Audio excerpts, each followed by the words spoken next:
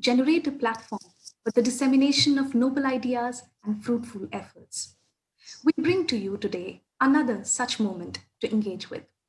Ever since the world was struck with a life threatening disease, little did we realize how long it is going to take for us to deal with this situation, to tackle with the threat and navigate through the crisis.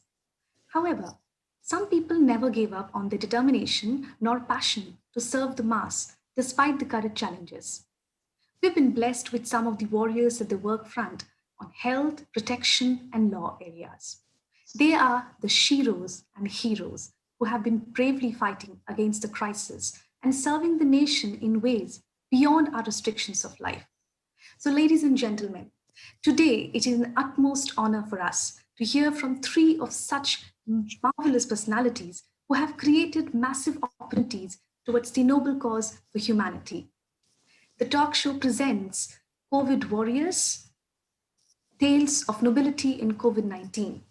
So, we have with us today three mavericks of strength and resilience who will be sharing with us their stories of passion and perseverance during the times we are living in.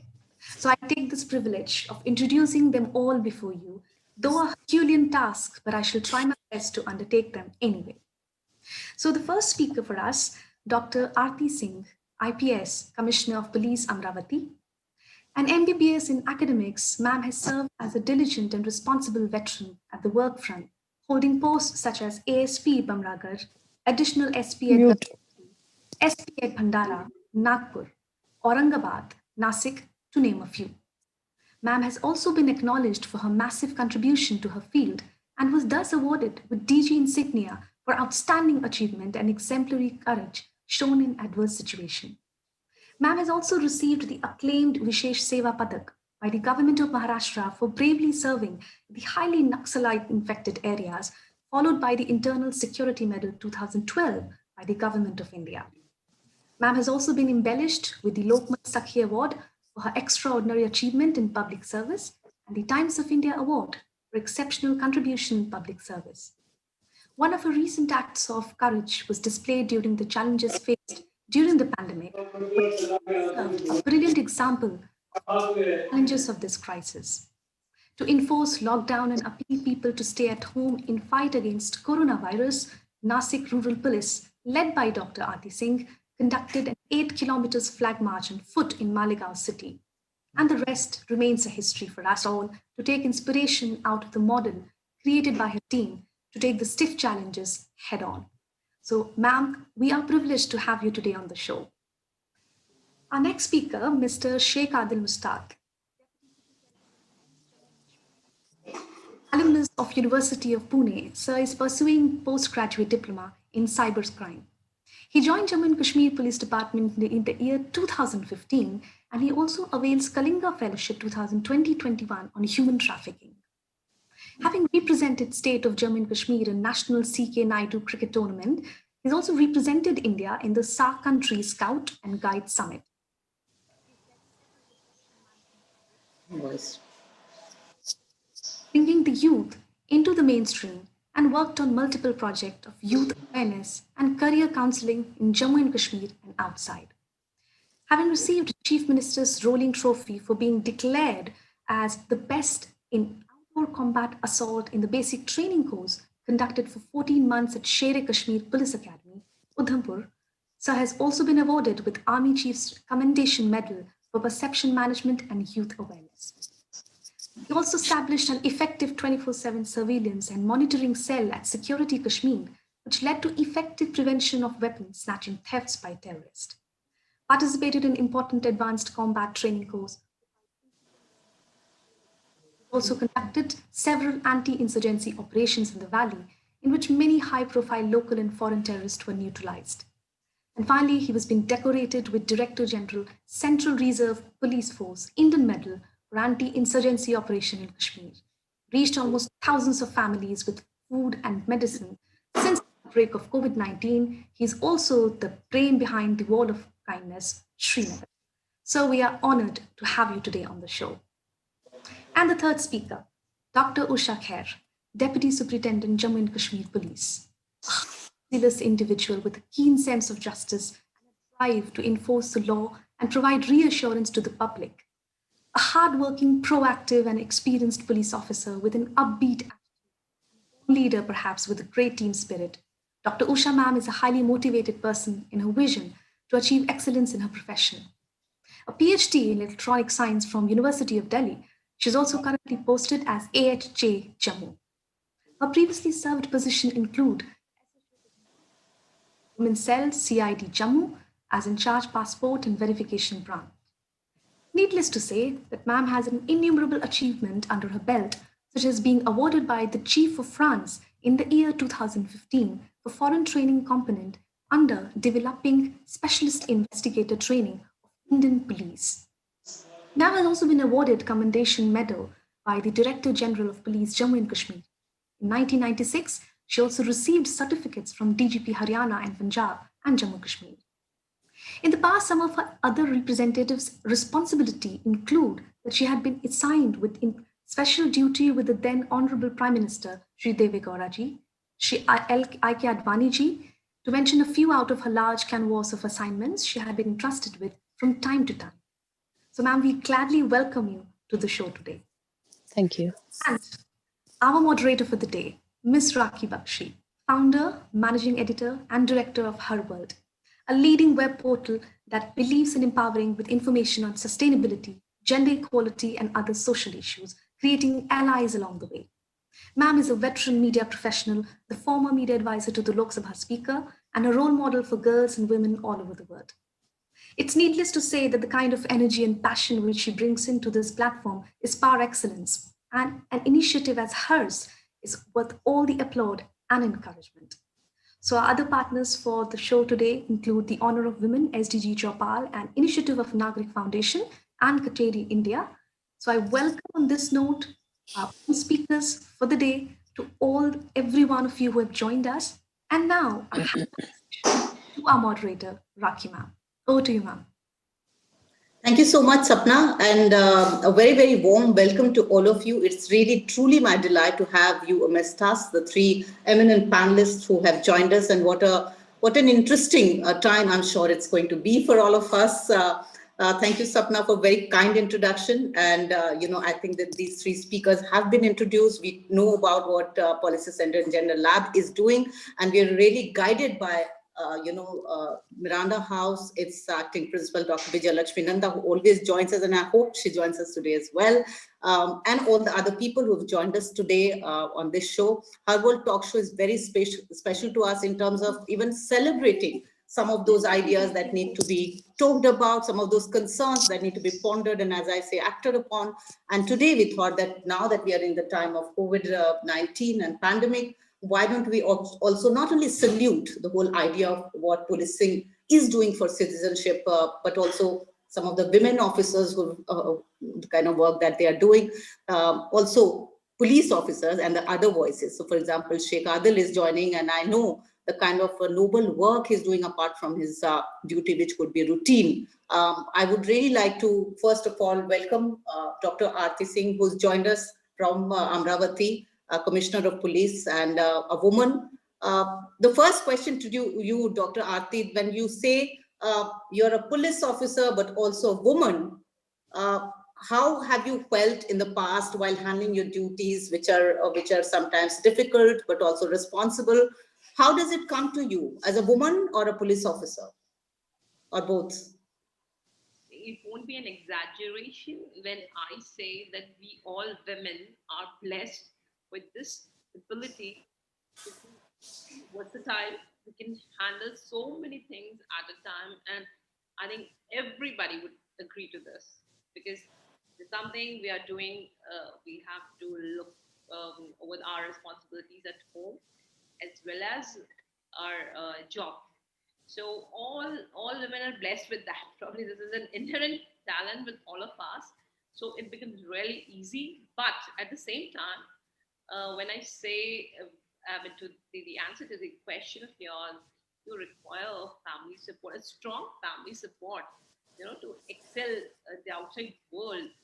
Because when a woman steps out and try to match or try to excel in the field in the given responsibility or the task entrusted to her, fingers are, eyebrows are raised. People think women will not be able to do this.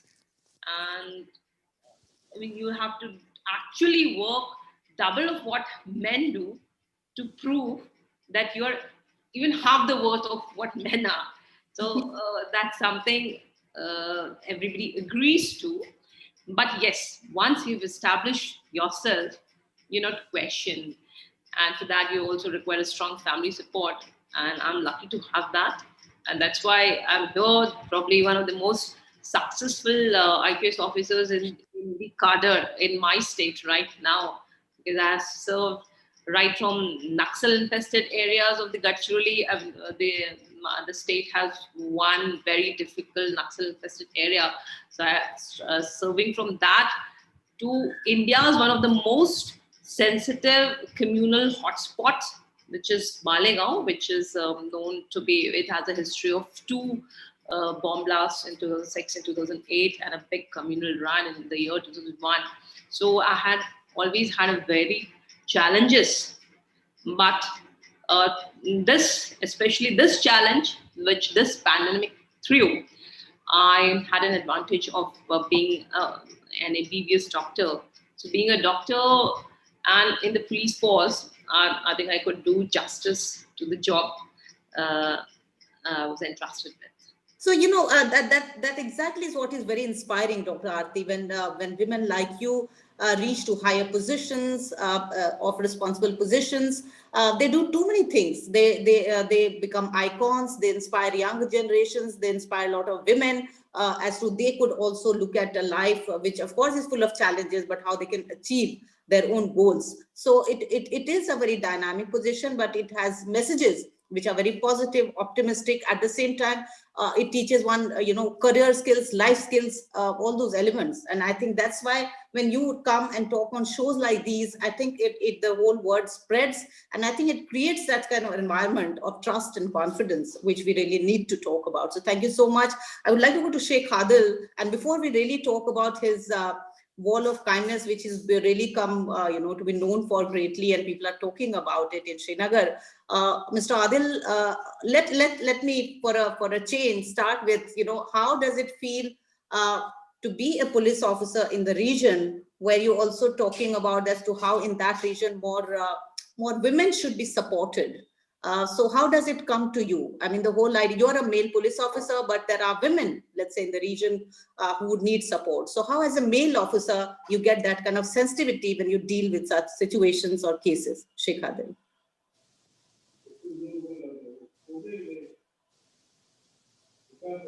Can we hear him? If there is a problem, we'll keep going to the other Sir, person. sir needs to unmute himself. It's unmuted. Can you hear me now? Yeah, I can. Sheikh Adil, welcome. Yeah. So the question I was asking you is that I heard your question, ma'am. I heard your question. Thank you so much for having me over on this talk show. I mean, briefly responding to your question that you asked me, how, if at all, there are a few women here in the police force in Jammu and Kashmir, how they're coping up with the demands of the job, and how am I finding it on the field.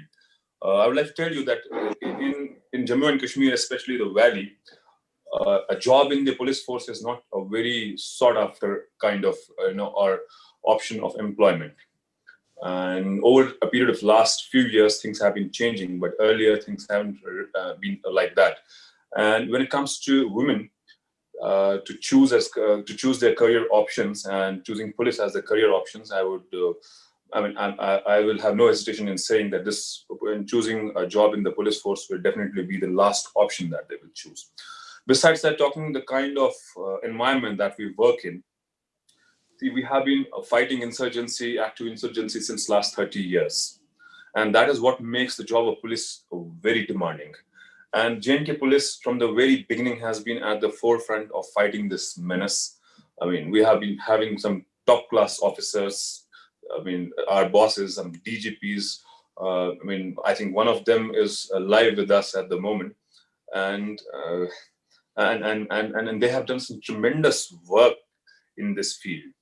But at the end, if you talk about me, this was always my passion. I am BE Civil from University of Pune, and at the same time, I completed my Masters in Technology and Foundation Engineering from the same place. I was asked to join the campus placement, which I did not join. I would very explicitly say it here on this platform that I would have made a very bad engineer out of me if I had chosen that field. So my passion was with the uniform, and I'm enjoying this job. Doesn't matter how tough it is. I mean, the tougher it gets, it's more exciting for me.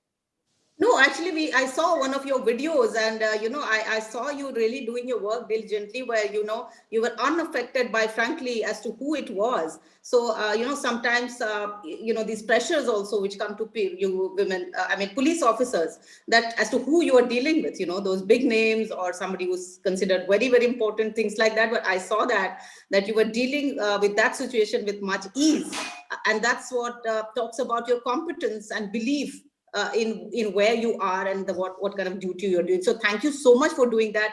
Sheikh Adil, will come back to you on the question.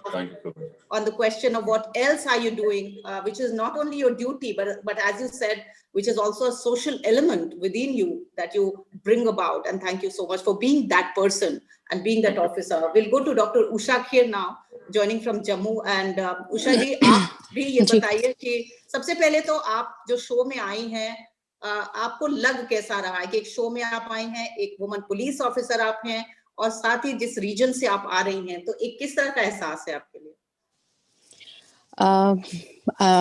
मुझे I'm highly first of all I would like to say I'm highly extremely grateful to you and your team for giving me opportunity and honor to speak about my life journey as a police officer and COVID-19 pandemic.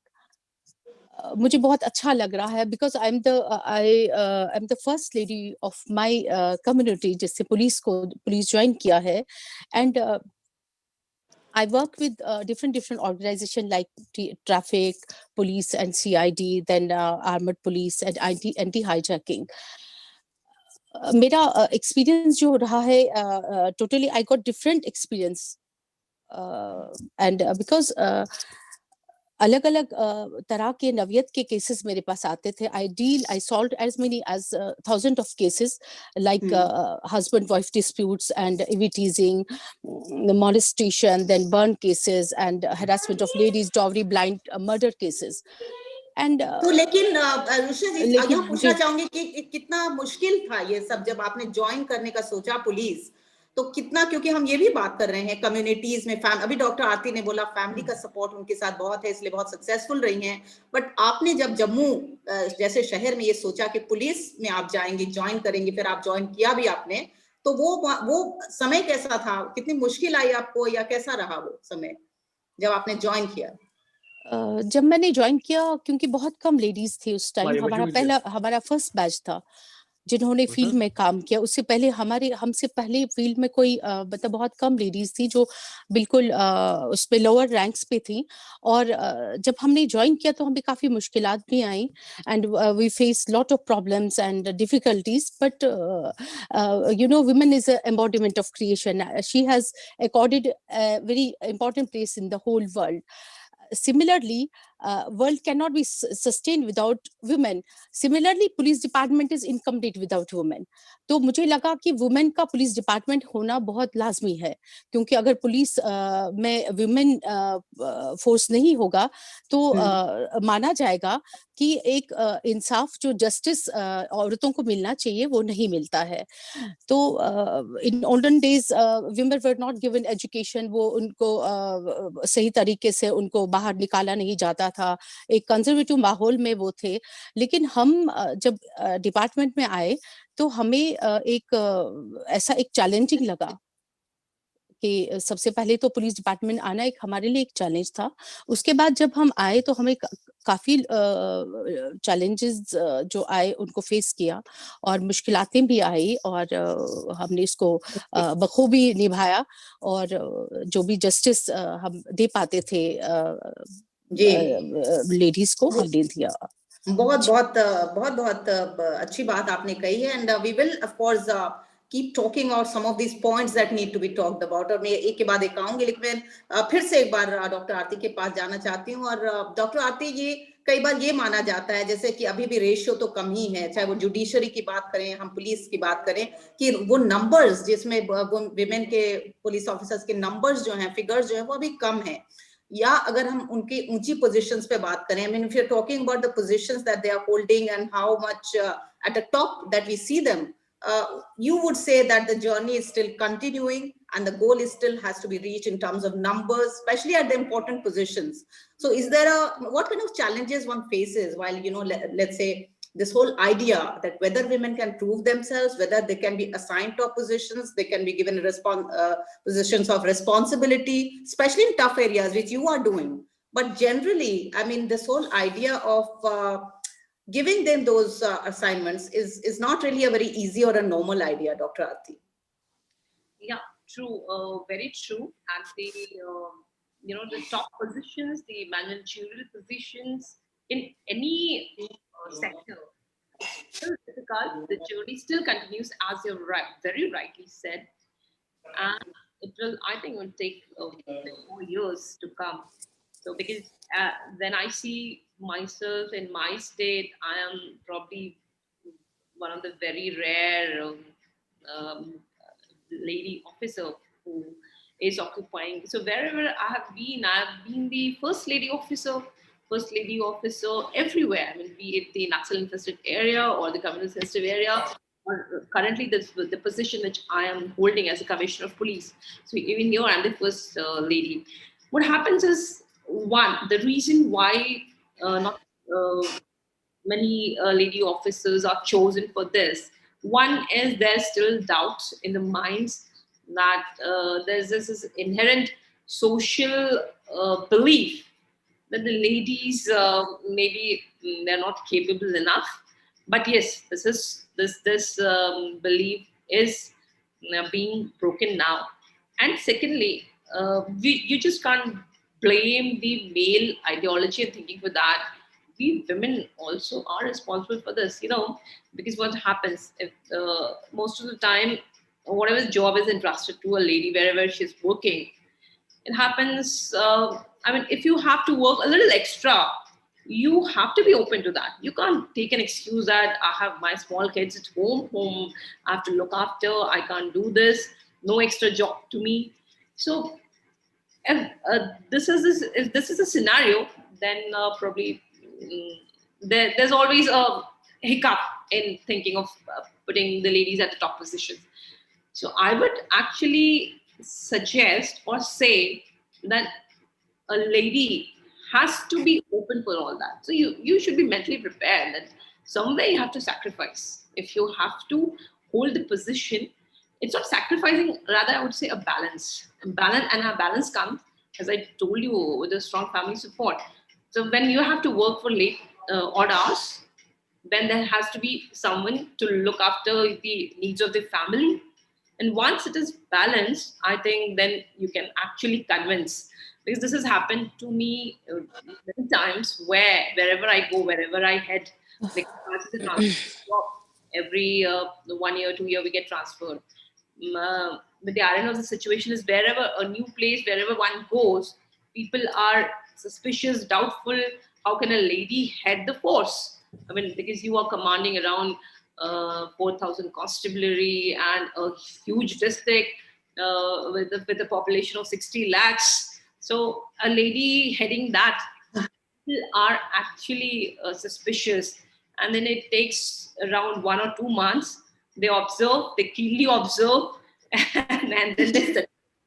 And I can there was this. I can truly get that visual actually, and this whole idea of breaking those perceptions, the perceptive barriers, so to say, Dr. Aarti, which you, of course, have been successfully, you have broken that. But I think a lot of women could still be struggling, and we only wish that through these programs, through conversations, through policy analysis, these elements are taken into consideration, and they should be. And in fact, it's happening now, as you rightly said. We are seeing it in armed forces. We are seeing it everywhere, that now there is a thinking which is changing the mindset that no, we should give them a chance. And I think that's a very happy news. to also look at right now with optimism. Let's come to Sheikh Adil, and let's also talk about now, when we talk about male police officers, the kind of kindness I was saying, and I'll come to, for everyone's knowledge, the wall of kindness that he has prepared. I would like to first talk about that also. Sheikh Adil, where did you really get this idea? It has been talked about, that it has been mentioned abroad also, and people are very happy. Also because it creates that kind of confidence that police officers would really wish for, that people have, they trust them, they can reach out to them, and they can think that it's not only the hardcore policing that they do, but through that policing, they also are helping and supporting the citizens. So that's what you did when you thought of Wall of Kindness. Tell us more about that, Sheikh Adil. See, ma'am, before I tell you about the Wall of Kindness, I would like to talk about the point that Aarti ma'am was talking about. That was the participation of women in different institutions of the society. I'll just briefly, I couldn't hold myself without talking about it. See, we need to understand that every institution of the society is basically a reflection, an offshoot, and a subset of the society. So the basic conditioning of a person that takes place in the society, that is reflected when that person becomes a part of any of the institution which is serving the society. So in our society, and especially in the traditional hyper-spiritual, hyper-religious societies, we have seen the kind of conditioning that this woman goes through, right from her birth, and that there's a classification of things that this is for you and this is not for you. If this is football, this is to be played by the male child of the family. If this is badminton, she can play badminton, and many other things. And tomorrow, when she reaches a stage where it comes, when the time comes that she has to pay back to the society, and for her to choose the kind of job, the career, she's always guided by the kind of conditioning that she has gone through. So this is basically because of this kind of stereotyping, this kind of classification of things that she falls prey to. This was one part of what I wanted to speak. The second thing, when you were asking me about the Wall of Kindness, actually, ma'am, this idea is a corollary idea. This is a carry forward idea of the work that we did during the evolution of this pandemic. We at one point in time, we were caught off guard. We had absolutely no idea what this crisis will evolve as. And at that time, we had also not witnessed, at least our generation had not witnessed anything of this sort. And that was the time when even the non-state organizations, the non-governmental organizations, civil society groups, and the social groups, the volunteers, during the lockdown 1.0, they were not able to work, they were not allowed to move, the traffic was not on the roads and streets, and the lockdown was very strict. And that was the time when we were already on the roads, and there was slackness in the official mandate. It was not as demanding as it is now. So we didn't have much of the official work to do since I was in the traffic wing. And then is when this idea struck me. We had around 17 motorcyclists here in the traffic wing of Jammu and Kashmir Police City, Srinagar. And I requested my boss that why don't we commission and why don't we use them for the home delivery of essentials and medicines, especially the life-saving drugs. And these cyclists, which are usually doing the regulation enforcement work on the streets, their services were utilized. I utilized their services for around a month, more than a month or so. And after the unlock 1.0, I used the volunteers to do the same work. During this time, we reached to people through social media and through word of mouth, which was very difficult during those times, but somehow whatever minimum we could manage, we did it. And people used to reach to us through our Twitter handles, Facebook, WhatsApp, Instagram, whatever way, because we had appealed to people. We had already popularized it in the social media that whosoever knows anyone who is in need of anything that he thinks that he cannot procure easily, they can reach us. Ultimately, we had 4 groups. We started 4 WhatsApp groups. One was ask for food, second was free medicine, third was medicine home delivery, and the fourth was COVID-19 community health. Out of these 4, the earlier 3 that I talked about, they were used for databasing the calls that we used to get, and then accordingly we use to address those calls and problems, whatever people had. Through this mode, we have reached almost more than 1,000 families with free medicine and food. And ma'am, the point to mention here is that we have not asked for any monetary donation here. This was just possible because of some like-minded people who chipped in at the right time, and they said that we are going to help people. And when I can go in greater details in explaining the modus operandi through which we help people. But then the number of calls, and after Unlock 1.0, the number of calls for these things, medicines and groceries dropped, and we started this another group that I talked about, COVID-19 Community Help. Through the medium of this group, we donated plasma, we donated blood and oxygen concentrators. That was critical life support at your doorstep. And in that, some of the local NGOs have supported us in that, and that is still working. And we still get calls for these oxygen concentrators and the blood plasma. And after the calls for these things dropped, it was on the 13th of last month when the World Kindness Day was falling that this idea struck my mind. I discussed it with some of my friends that if we start something of this sort, that we erect a wall of kindness where people can donate, and who are needy, they can take whatever they want from this. And the basic concept and idea behind this wall of kindness or this kind of charity is charity with dignity, because here you don't know who is donating to whom and who is taking what from whom. So we try to maintain the minimum dignity that we can. And the second most important thing, earlier we have seen walls of kindness where people can donate their used clothes. But this wall of kindness is a little different. We have kept it open. Anybody can donate anything. People have donated potatoes, I have seen. People have donated cooked food. People have donated pencils. I mean, yesterday I saw a small chap that he wanted a pencil, and then he said, please give me one more. I have my sister at home. So these things, I mean, there's a wide range of things in which people have donated there. I have also kept an arrangement of free tea and coffee. There are dispensers there. Winters in Kashmir, as you know, are very harsh.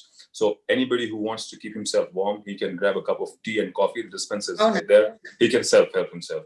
Plus, at the same time, I would, through your medium, if there are any donors who are listening to me, I'm highly thankful to those people who have come forward and they have donated wholeheartedly. Today, only the SAS International has donated 500 ferens, which is a local cloak that you wear to keep yourself warm. Some other friend has donated around 300 blankets, kangris, and other things. People are coming, and I'm overwhelmed with the response. Thank you so very much. And I think all these things that you said, Sheikh Adil, not only makes you, a very good and in a real sense, a genuine police officer who's not only doing his duty, but, really listening to that call of duty with his soul also. And that's what you've done through this, all those things that you have done and explained here. And I'm sure that all these things that one is hearing about fills us with a lot of pride once again in officers like you, in police officers like you, and also this whole idea of what nobility is all about. Especially we always say this, grace in crisis, and a human heart in crisis. And that's what you've showcased through your work. And thank you so much. And I think all those people who are listening to this show and to these officers here, of course, are also taking home some points, to how they can reach out in their own ways and how they can actually, even ask people for help. For example, thinking that the police who's coming is only to kind of have a punitive kind of approach is not correct. He or she is also coming to you because he or she wants to really help you and support you. And there are ways that one can exchange ideas. I mean, as he's saying, that let's look at these are the things we are doing, but if you have any idea, if you have any support system, then do come to us. So at Her World, this is what we do every time. We also become a medium to link such things, and that's why these stories are being brought to you, so that you learn, you understand, and you also understand the whole idea of not only courage, but as we are saying, nobility also.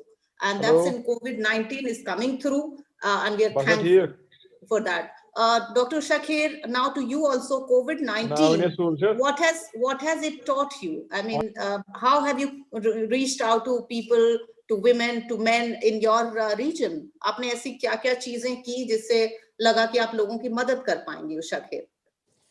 COVID one of the worst phases in our life. Since grocery shops were closed, people were unable to buy goods and other necessities. Therefore, me and my team together distributed cloths, blankets, and packet meals. This was a door-to-door service provided by J&K police, and one of the best thing was mask. We are also distributed self-made masks to the people. और उसके साथ this is our first and foremost responsibility and duty towards our public, towards the people of Kashmir, J&K. So these kind of things we did.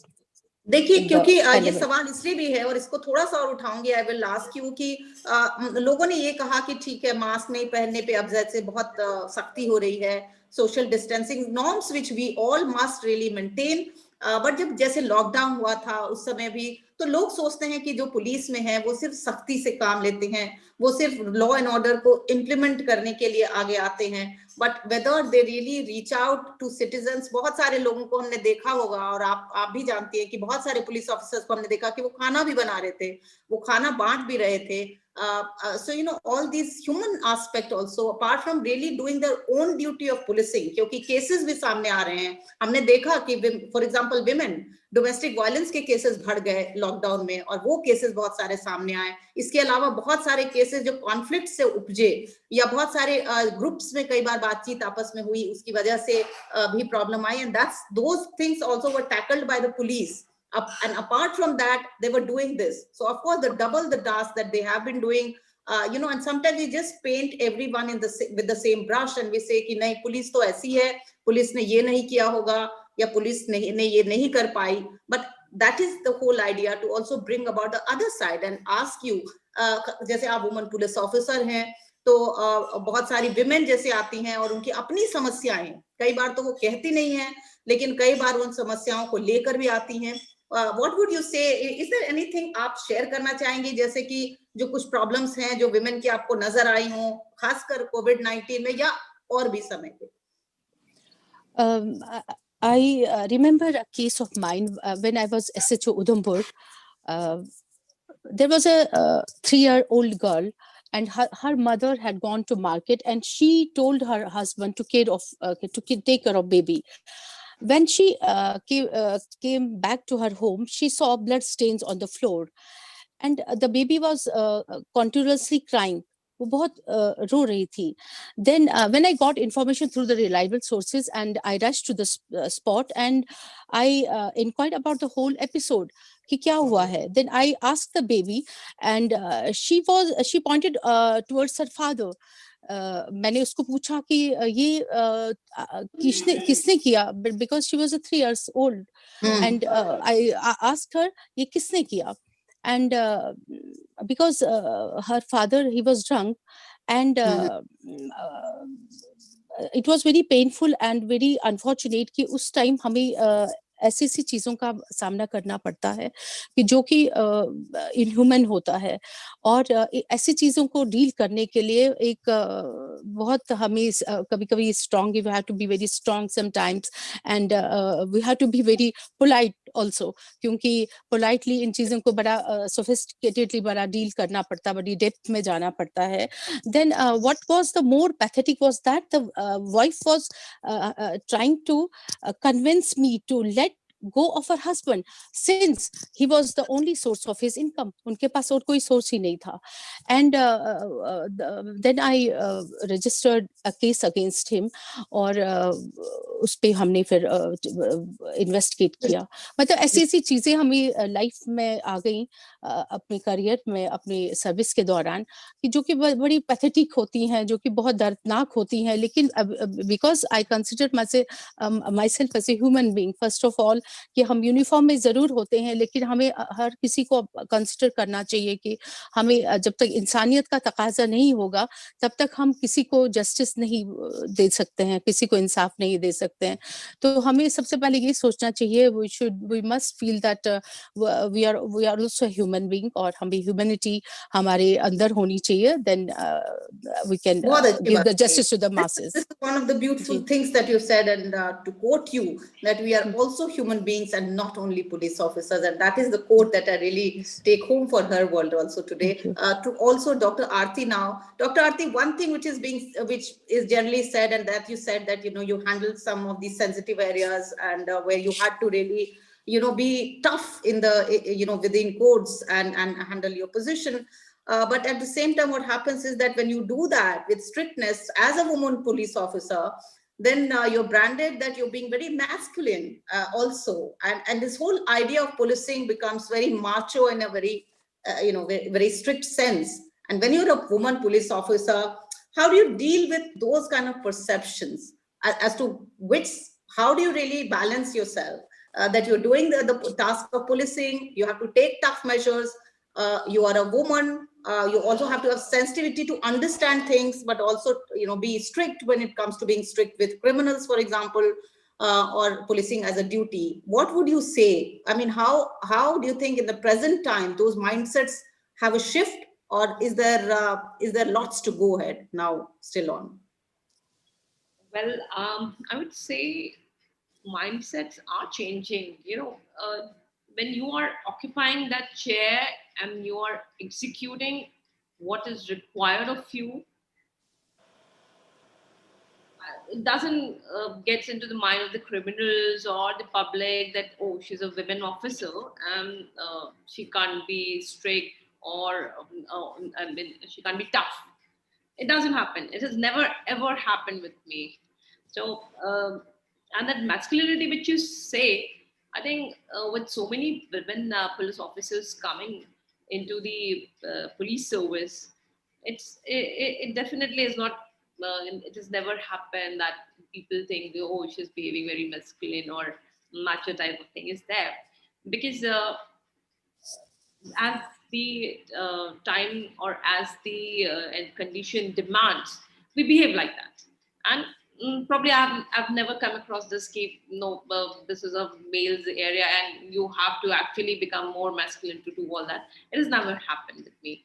So Okay. I think, and of course people do know the best thing which I have experienced till now is women come forward. I mean, where otherwise they would be a little reluctant, hesitant to approach a male officer. With Mm-hmm. us, what happens is they are very proactive, and I've seen women coming in large number, and Mm-hmm. they talk openly also. So that's an advantage which women have in police, because with the increasing crime against women, you require women at every level in the system so that women are welcome Mm-hmm. and open. Women open up to you. Otherwise, they are into the police stations, but they don't open up much because of course, yeah, the comfort level is not that much when you're talking to a male officer. So that is an advantage of women in police.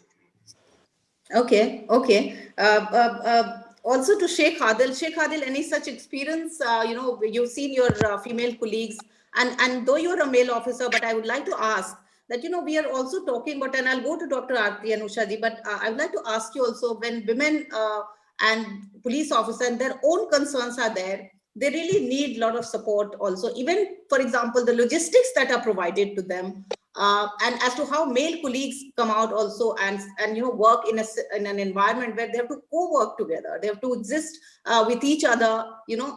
How does that happen? And that itself will actually solve many of the problems that women police officers face if they get that kind of understanding from their male colleagues, that kind of support also. Sometimes if you've seen, you go in groups, or sometimes that you are in a police station. What would you say about that atmosphere, Sheikh Adil, with your kind of study? You're also studying cybercrime, for example, that women today are facing a lot of cases when it comes to cybercrime. But where would you look at women? Women as, the other side of women who are coming to you with cases, and women who are your colleagues, and women who needs also, the right kind of atmosphere support from male police officers. What would you say about that? See, ma'am, I told you in the beginning only that here we don't have many women colleagues here to be working with us. I mean, You can right talk from a little bit in general with your background and understanding. I mean, yeah. yeah, that's what I'm telling you. Throw more That's what light on that, yeah. yeah. So right from my basic induction training till now, when I was in the basic induction training in Udhampur, we had around 30 to 40 women officers. Most of them were from the prosecution wing who were being trained with us. And we had around 3 women officers in our batch of 19. And among those, 2 did not join for the training. 1 was with us for the training course. I mean, at that time, I can tell you, we were there when we were being trained. We offered all the support that we could. But that at the same time, when you talk of supporting your women colleague while you're working in a kind of environment that I've worked with, I mean, Mm-hmm. I kind of don't agree with you. Then why does she need support? Once you say that she needs support, you already declare her as a weaker gender, or you declare her that. Understanding is the word, Sheikh Adil. Understanding is the word. When I say that, I think support may be a word, but understanding meaning that how, of course, she is a police officer. She has to, undertake those tasks which are considered whatever tough or not. But what I'm saying is that you're in a group and like less women are there. So if that understanding, that perceptive idea is really tackled well, then things become better also for her. Let's also look at her. We're talking about humanity, is to also look at some of the concerns that though she's a police officer, but comes from a gender. That's where I was. You see, I tell you, in the beginning only I told you that we're still a traditional society. If we even talk of the country as a whole, I mean, given some these exceptions like some metropolitan cities in India, which must have progressed beyond the limit. But besides that, we largely are a traditional society. And there's a hyper spiritual and hyper religious approach, as I told you. And I also talked about the concept of conditioning. So that is the problem, the kind of synergy that you expect between the male and female colleagues in the field, and while you're working somewhere, that may not be, to the level that you expect. I mean, that is the problem is still there. I mean, that kind also, okay. Also, Sheikh Adil, what kind of cases? I mean, especially in COVID-19, and I'm of course taking up too many issues here, but and maybe sometimes getting a little mixed. But in COVID-19, I would say because as the reports came that women experiencing more violence, domestic violence, or cases of conflict rose. Especially when strict lockdown was happening. What would you say? What kind of cases did come to you or in your assignments? I mean, what was your whole idea of looking at their concerns, the kind of cases which were coming through, and to how the situation was and how really you tackled them also? Because sensitivity became a very important element, especially in the present time. Yes. See, there's one thing that during this COVID crisis, I was posted in the traffic wing of JNK Police. And such kind of cases would definitely not be reported to me. But what I could hear from my colleagues, and we definitely have a crime records bureau here. If we want to know about these kind of cases, we can get to know from there also. But here, the reporting on domestic violence cases is very low than the rest of the country. These kind of cases are not reported usually here in our part of the country, and wherever they are reported because of the support of some NGO, some peers, and maybe some people who keep that kind of spirit of helping people and bringing them out of this crisis. Otherwise, yes, definitely the crisis. During this crisis, domestic violence definitely has been on the growing curve. And if we talk of rest of the country, we have been reading in the newspapers, print media, and other forms of media that these cases have been growing against women folk. Yeah, and since you were talking about reaching out to people in general and through those noble gestures that you were, what would you say it created that kind of confidence also in people, but also in women, to be specific? Because this is a time that women would really feel, happier that that support is coming to them, and they are being facilitated, in terms of those those logistics that they are being provided for. You see, the most of the calls that we used to get it from the men folk. I mean, every time we received a call, and so there was a male caller on the other side. But yes, we used to get calls. I mean, I tell you, during this pandemic, we have got calls, many calls. I mean, they're on record. We have a database maintained there. We had a lady volunteer who used to maintain the database in the Excel format. I can tell you there have been many calls, even for the sanitary napkins, and we have received them and got them delivered. I mean, this has been a problem here. We may not talk about it.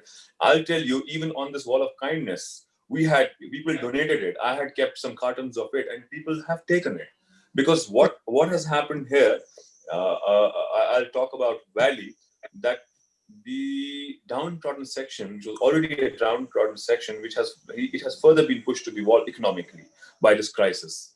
The lockdown of almost a year here. In I mean, if I speak in accurate numbers, more than a year since August 5. So people have been pushed to the wall economically, and women folk here, which look after the families, the households, they are bearing the brunt of this crisis.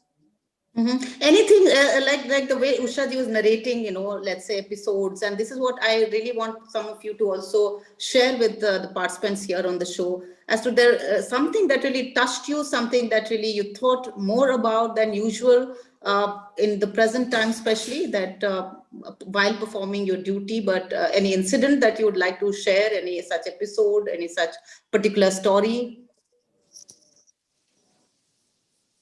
I mean, no pressure, but if it comes to you, for example, how you dealt with a particular situation and how it was.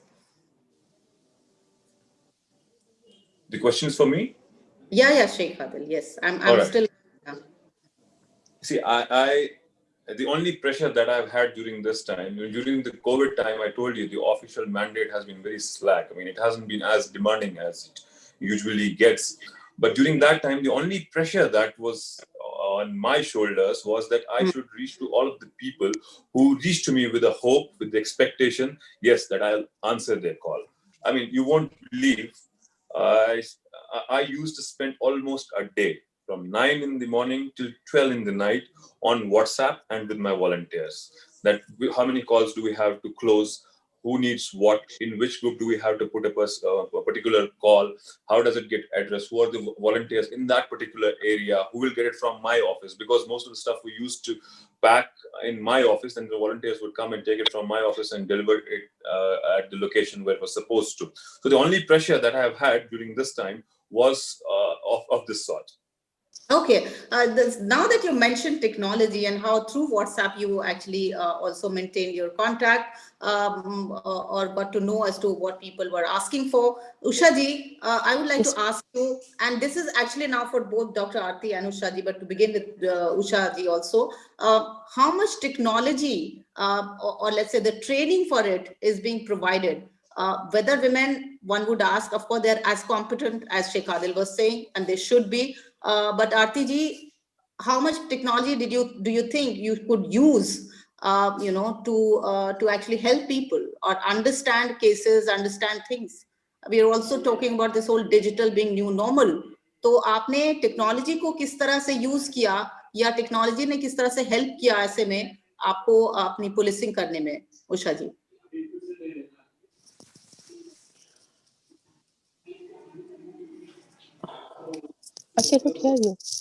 मैं आपसे यही पूछ रही थी कि तो जैसे अभी शेख आदिल बता रहे थे कि व्हाट्सएप के द्वारा खासकर ये बहुत एक फर्क पड़ा कि वो बहुत सारी चीजों को समझ पाए, बहुत सारी इंफॉर्मेशन की एक्सचेंज हो पाई और इस वजह से वो मदद भी कर पाए और अपने काम को आगे भी बढ़ा पाए. तो आपको क्या लगता है कि टेक्नोलॉजी की जो सहयोग है वो आपके काम में रहा? और दूसरी चीज ये भी कि क्या टेक्नोलॉजिकल ट्रेनिंग जब पुलिस में होती है तो क्या विमेन पुलिस ऑफिसर्स को भी उतना ही शेयर मिलता है कि वो इस तरह की ट्रेनिंग में जाएं? उनको भी अगर ट्रेनिंग में 10 लोगों को बुलाया जा रहा है तो कितनी विमेन पुलिस ऑफिसर्स को भी ये अवसर या अपॉर्चुनिटी मिलती है कि वो ट्रेनिंग का हिस्सा बने, चाहे वो टेक्नोलॉजी हो या फर्दर ट्रेनिंग की बात हो? नहीं, ट्रेनिंग तो सबके लिए ही मस्ट है, चाहे वो मेल ऑफिसर हो और फीमेल ऑफिसर हो, but despite certain efforts a lot needs to be done to make the police force a better work place for women. तो उनके लिए और बेटर करने की जरूरत है, क्योंकि ऑलमोस्ट ट्रेनिंग तो सबके लिए ही बराबर होती है. नहीं, कई बार स्पेशलाइज्ड ट्रेनिंग्स होती है. मैं उसकी बात कर रही थी कि जब कोई स्पेशल ट्रेनिंग आती है, स्पेशल मॉड्यूल आता है या ऐसी चीजें आती है, तो I think do you agree कि देयर इज इक्वालिटी, वहां पे ऐसी कोई प्रॉब्लम नहीं है? ऐसी कोई प्रॉब्लम नहीं है, सेम टेक्नोलॉजी है. ठीक है, तो ये अच्छी बात है कि आपने कही है और ऐसा ही होना भी चाहिए. लेकिन और कोई ऐसी चीज जो आपको लगा कि टेक्नोलॉजी के थ्रू फिर अगर सबको मिल रही है तो टेक्नोलॉजी के थ्रू आप और बेहतर अपना काम कर पाएं और अपनी परफॉर्मेंस को और इम्प्रूव कर पाएं in terms of handling your own duties? हाँ, ऐसा है. In 2013 the Ministry of Home Affairs उन्होंने तो टारगेट रखा था 33% इवन रिजर्वेशन का भी. और in the police department recommended each police station have at least 3 women sub inspectors and 10 women constables, and to ensure women help desks are staffed all times. तो ऐसा भी है कि रिजर्वेशन भी होना चाहिए और क्या वुमेन के क्या लिए और क्या क्या और होना चाहिए? शेख आदिल ने और टेक्नोलॉजी की बात, तो आपको क्या लगता है कि और क्या क्या होना चाहिए? आप बात कर रही थी कि चलिए टेक्नोलॉजी और most of the police station in India don't have separate toilets for women constables. I think 2015 Commonwealth Human Rights Initiative study for documented the absence of toilets and other facilities and child care support in Indian police stations. Her police station में child care के लिए एक support होनी चाहिए. That's it. बहुत बढ़िया. तो आपने कहा कि टॉयलेट्स, और बहुत वैलिड पॉइंट आपने ये रेज किया यहाँ पे उषा जी, की टॉयलेट्स जो है वो विमेन पुलिस ऑफिसर्स को भी, ये मैं आपको अपने एक्सपीरियंस से बता सकती हूँ. जब मैंने यहाँ पे कुछ विमेन पुलिस ऑफिसर्स से बात की है तो हमेशा ये बात एक समझ में आती है कि the number of toilets which are being made all over the country, लेकिन खासकर बहुत सारे पुलिस स्टेशंस में अब जब महिलाएं जा रही हैं, काम कर रही हैं दिन रात, तो उनकी सुविधा के लिए, and this is of course also for Sheikh Adil, to for them to have at least these basic facilities is very important. Good toilet available there. कई बार होता है कि वो कॉमन होता है. मैं आपको खुद बता सकती हूँ कि पार्लियामेंट में अपने असाइनमेंट के लिए जब मैं गई तो वहां पर यूनिसेक्स था और टॉयलेट, और उसको हमने फिर महिला टॉयलेट अलग से बनवाया था, और ये 2009 की बात है. तो अभी भी बहुत जगह ये सुविधाएं होनी है. आपने चाइल्ड केयर की बात की कि भाई परिवार को बिल्कुल छोड़ के भी कैसे जाएं, हर बार वहां भी बहुत बार कॉन्फ्लिक्ट का सामना करना पड़ता है. So these things I think also are points to understand. And better. ma'am, one more point is that not many police stations are headed by women police officers.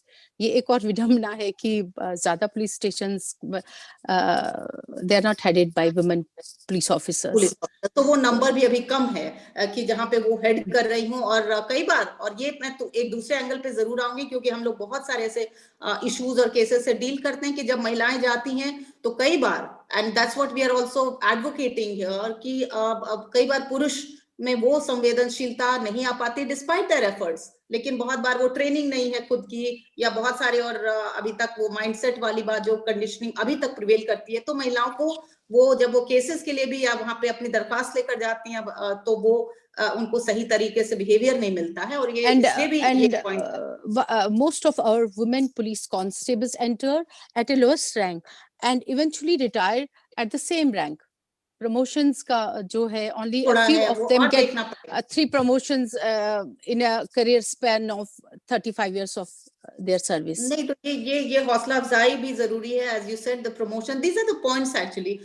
Doctor Aarti, what would you say कि एक शुरुआत में, और बार बार हम बहुत बार इस बात की बात करते हैं कि जो हम एक पूरी पुलिस रिफॉर्म की मॉडर्नाइजेशन की बात कर रहे हैं, लेकिन मॉडर्नाइजेशन में भी जैसे मैं ट्रेनिंग की बात कर रही थी, तो क्या उषा जी कह रही हैं कि सब तो समान ही मिलता है. व्हाट वुड यू से doctor Aarti, how women police officers can equip themselves much more to really handle those responsible positions. आप अपने मालेगांव की भी बात कर सकती हैं, जो एक जिसमें आपने किस तरह से हैंडल किया था. These become really case studies to understand कि responsibility के साथ साथ आप टफ एरियाज में अपने आप को किस तरह से ज्यादा equip कर सकती हैं to handle cases. You can talk about basically Malegaon, Dr. Aarti, and also some of these tough assignments that you handled, जिसमें कि डिस्पाइट, और ये मैं कहूंगी फिर से, हालांकि जैसे शेख आदिल कह रहे हैं कि जरूरत क्या है फिर कि उनको सपोर्ट की बात तो नहीं है, लेकिन फैसिलिटीज, लॉजिस्टिक्स की बात तो हम जरूर करेंगे, जो सबके लिए भी होनी चाहिए, बट विमेन पुलिस ऑफिसर्स के लिए भी और जरूरत है. Doctor Aarti. Yeah, certainly there are certain things which we need to take care when we are deploying women on duties. There are times where we are the women, along with male officers and men, they are deployed in remote areas, because if there is a VIP movement or a law and order in a village, around the village, so we deploy them all along the roads. Women are also deployed. when women are doing such duties, and our duties are such that you have to report, I mean, you have to be there for at least 6, 8, 10 hours. The basic question is, the toilet facilities. When it comes to men, uh, they can relieve themselves, but when it comes to women, and they are standing in the law and order duties on the roads uh, for long hours, that is something which you have to take care of. So for this, mobile toilet is something which we have started introducing, that whenever we are sending women along with men for such duties in those areas where you don't have access to the toilet, mobile toilet is one thing which is a matter of concern, and everyone must do it. So now what I have ensured is that when the women move out to areas where they have to do long duties and where you don't have access to the toilets, we place mobile toilets. And secondly, when it comes to the challenging jobs which you just narrated, I feel, see, this is a very competitive world, and then you need to update yourself. Unless until you are updated with the knowledge, with the expertise, you won't be able to handle those assignments. So wherever I went, I updated myself according to the what is required of me, and that knowledge, expertise is required. You can't say keep the same old traditional knowledge of yours you can carry on everywhere. Everyone needs to update himself or herself if you have to prove yourself. So this thing one has to take up. Keep updating, keep reading, keep acquiring expertise, and only we can handle these assignments. Very, very good point again. Keep updating, keep upgrading, and should get equal opportunities, of course, which some of you agree that you're getting, which is very good news. And Sheikh Adil ने जो अभी खासकर कहा कि sanitation की जो समस्या है वो उन्होंने जिस तरह से जो menstrual hygiene के लिए जिस तरह से लोगों ने दरख्वास्त भी की, and he provided also sanitary napkins. तो ये चीजें जो है कि समझ पाए आप कि माहौल क्या है. Apart from those given orders, the given rules, you go and understand holistically. जैसे बहुत सारी schemes हैं जहाँ citizens और पुलिस के बीच trust के लिए बहुत सारी schemes बनाई जाती हैं.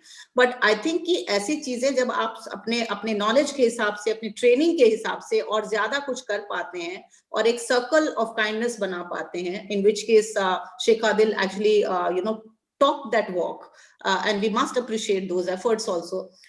शेख आदिल, कोई और ऐसे वाक्य, ऐसी बातें जो आप यहाँ पे कहना चाहेंगे कि जो कुछ और होना चाहिए, क्योंकि हम मॉडर्नाइजेशन की भी बात कर रहे हैं. So it's not only about that we are, of course, talking to women police officer, trying to understand, but as even a male police officer, policing में आपको लगता है कि और क्या कुछ होना चाहिए? Ma'am, I have not had a great deal of time in the field. I have been in the field since last 2.5 years only. Among that, from that time, half of my time has been in the UT's counterinsurgency wing, that is the operations. I have spent almost more than a year there. Then I was just Deputy SP Security for around a year, and almost 6 to 7 months here in the traffic wing. Though I have worked as a SHO Udhampur in my probation, so the field experience in terms of crime, if you ask me, I won't be as experienced as the other panelists on board today. And there are many things that I learned from them, but at the same time, a few things that I feel are still lacking in our policing system. And we have a very important role in the criminal justice system, and the level of the level of efforts and energy that we put in. I mean, I feel very bad when in the end it goes waste. If you see, I'm not sure whether it's more than 5% or so. When we go to the courts with our cases, every crime has one or the other technological component attached to it. The problem with our investigation is that we are not able to exploit that technological component, even if it's a mobile phone. even if we seize a mobile phone from the scene of crime, it is not admissible in the court of law as an evidence until and unless we do some basic technological procedures that are needed to be done, like hashtagging, cloning, whatever. There are many things, and that is another topic itself. I mean, the training in these basic things has been lacking. And in our police stations, we have seen that people who are not technology friendly, who are not okay with the use of technology, most of the police stations are run by those people. So I had a proposal in my mind. I mean, I never actually tabled it before anybody, but this was in my mind that we should have a separate force, a separate lot of police officers, which have specific qualifications in science and technology, whose services, whose expertise, whose knowledge can be used for the efficient investigation of cases, because at the end of the day, you see the conviction rate is almost less than 5%. I mean, that's a shameful figure. When you go to the courts, you are such a force of. That's not only here in Kashmir or J&K. That's true for every part of India. Even when I talk of the police force in Kashmir, we are already overburdened. I mean, you have an important role in the criminal justice system. VIP security is another burden that you have to carry on your shoulders. Verification, character verification, antecedent verification, law and order is one of the main focuses of the police stations. And police stations are at the cutting edge level of the policing and governance in our part. And information gathering, intelligence gathering, counterinsurgency again forms a very important part of your focus. So we are already overburdened, and then to make the investigation procedure and process effective, this is one of the most important things that we should commission and incorporate. The technology-friendly policing and the use and commissioning of technology into the policing is very important. Very, very important, as you rightly said. And also, I would add, of course, Sheikh Adil here, that the sensitivity also is very important. And I think now, when we're talking about gender sensitization, and I'm sure you'll agree here that if the male police officer, not because he's not willing to, but if he understands things much better, then he can really, really deliver much better in terms of, reaching out with a more human hand, not only, let's say, in COVID-19, but also when one deals with cases of sensitive nature, especially when dealing with women, sometimes who have problems in even how to narrate their own cases, to reach out, and how to even go about those cases inside a police station. And I think that's something is also very, very important. And of course, we are talking about it, it is happening also, but I think more needs to be done so that all these cases of crime that we hear and read about, or which is happening around us against women, can be mitigated and upon. That is another thing. Usha ji, what would you say that how gender sensitization also programs would really matter much? I mean, right now it's happening. Right now there is a need in every sector, I think, so that women are understood better, because that women have problems, but they don't talk about it. If they talk about it, they don't know where to go and how to deal with it. So, Usha ji, any thoughts that you'd like to share?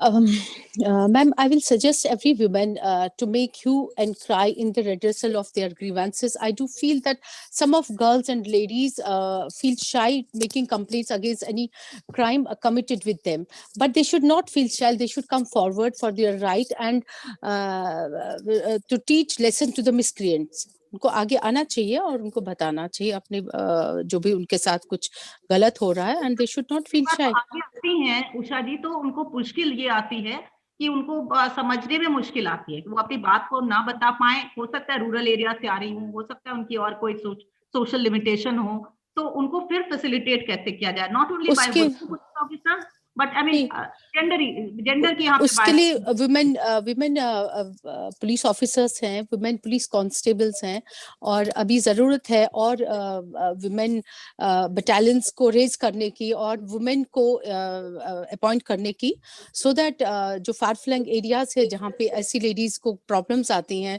अपना जो उनका है problems है उनको रखने में, तो they can come freely to people. And ठीक है, तो अब बीच बीच में कुछ क्वेश्चन, कुछ सवाल लेने का भी समय, and I would now request my team और सपना, if somebody has a question, जो हमारे participants हैं, and I must say कि some of them, जैसा शेख आदिल ने कहा, अभी कुछ सीनियर्स भी आपके मुझे बताया गया था की सीनियर्स भी ज्वाइन करेंगे तो वो भी हैं, but anybody regardless of who it is can pose a question, because these are three very eminent people here who are not only handling their duties, but you know there has to be this interface, and that's where we are at Her World to create that dialogue. तो आप अपने सवाल पूछ सकते हैं अगर आप पूछना चाहें.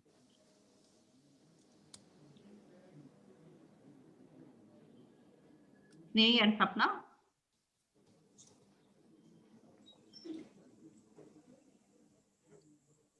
Anybody has a question? Yeah. Hello. Okay. Hope you can hear me. This is Rohit. Okay. This is Rohit, and I'm a law student and also a policy researcher. So my Rohit. question is, it is often construed that the entire policing structure or criminal justice system is total work of the within. It's executives who have to frame the policies. It's executives who have to implement them. But as far as understanding of policy goes, it is often said that the entire policy making must be put in the landscape of people. People must give recommendations. People must tell what they really want. People must monitor these measures. So, how do you think, in order to change the justice system or enhance the policing system, how do you think? I mean, whatever can be done. Okay. So now, I don't know what visuals. Just let's go to Ishrat also next, and let's talk to Ishrat about her question. But Dr. Aarti, would you like to answer?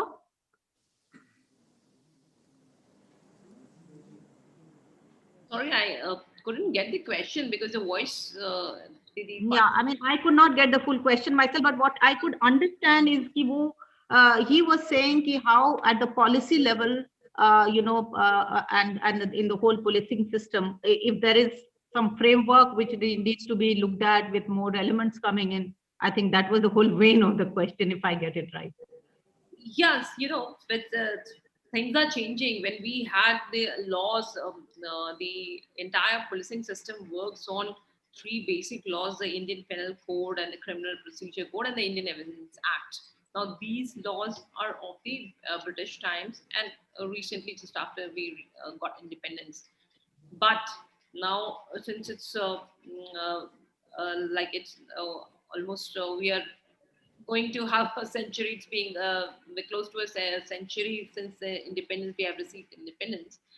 We are working on the reforms, and probably every state and at the central level, we are all working on changing this, the criminal justice system and the reforms in the police. There's a body which is working on it, and we are implementing it, executing it. And there is a research and development wing in every state as well as at the center, which then collates all this data, comes up with new ideas, and we keep modifying ourselves. Because as I told you, we with the changing world, changing scenario, the policing can't be outdated. The outdated policing will not work anymore. So yes, reforms are there in the police, and they are working very well. And again, based on the experiences with the new ideas and the new laws, we keep on researching and executing new laws. That's a good point again. I think more research, and I think a couple of points. What Sheikh Adil said, that technology is very important. What you said, that in the ambit of reforms, upgradation of one's own knowledge and research is also very important. Science and technology makes a very important contribution, which again Sheikh Adil said, and of course gender sensitization and more women police. Heading thanas, as Ushaji says. So these are some very important points. Any other question that somebody wants to ask? Ishrat, of course, is from Jammu and Kashmir, somebody who's a very active, individual there, who she I think juggles with multiple tasks. I met her recently there in the region, and Ishrat has, I think, some question to ask. If you're there, Ishrat, then please go ahead with your question. Yeah. Yeah, we can hear you, but it seems a little. I think there is something she's writing. Unable to unmute, ma'am. I don't know why. Can you write your question?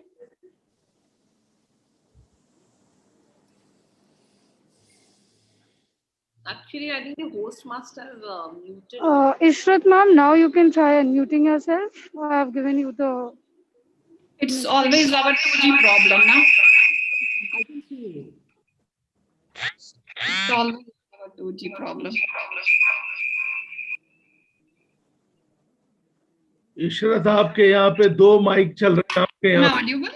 आप एक को बंद करिए तब ये चलेगा इशरत आप एक कनेक्शन बंद करिए तब ये आवाज ठीक चलेगी Dr. Shobhan, welcome. And आपकी बुलंद आवाज हमको सुनाई दे रही. Thank you for joining us.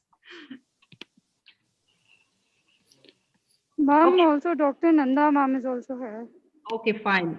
So now I think when Dr. Nanda is here, and let me announce her presence here. Dr. Vijaya Lakshmi Nanda is right now the acting principal of Miranda House College, somebody who is very passionate about social issues, especially issues of gender equality, apart from teaching for a very long time. So I welcome you here, Dr. Nanda. And if there is any thought that you'd like to share here, please go ahead. Thank you, Rakhi and her world, for this amazing, discussion that you have had today. I really look forward to the Saturday discussions, and I think some of the points that have been put forward by all the officers who are here. I mean, Dr. Aarti Singh, I especially agree with some of the points that you have made. I think one of the larger questions that we have to address now is there are two things here. One is bringing in more women into the police force, and motivating women to join the police force, and making the police force far more gender sensitive.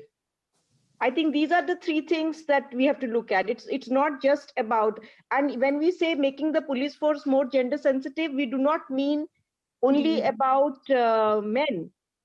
We definitely mean about both women and men, right? I think gender sensitivity on both sides, so that they are sensitive to the complainant or anybody else who's coming in. So creating friendly police stations, and I would like to share here a very interesting, kind of an experience, or rather a learning that I have developed from a young woman who in Gurgaon who is working on child sexual abuse, and she has created these child-friendly spaces within police stations called Fulwari, where young children who are accompanying their parents come to the police stations. So, creating gender sensitivity is about creating a lovely space which is enabling for everyone who enters into that space. So if we enter into a police station as knowing that there are people to help us, in the West, they use a concept of having coffee with a cop.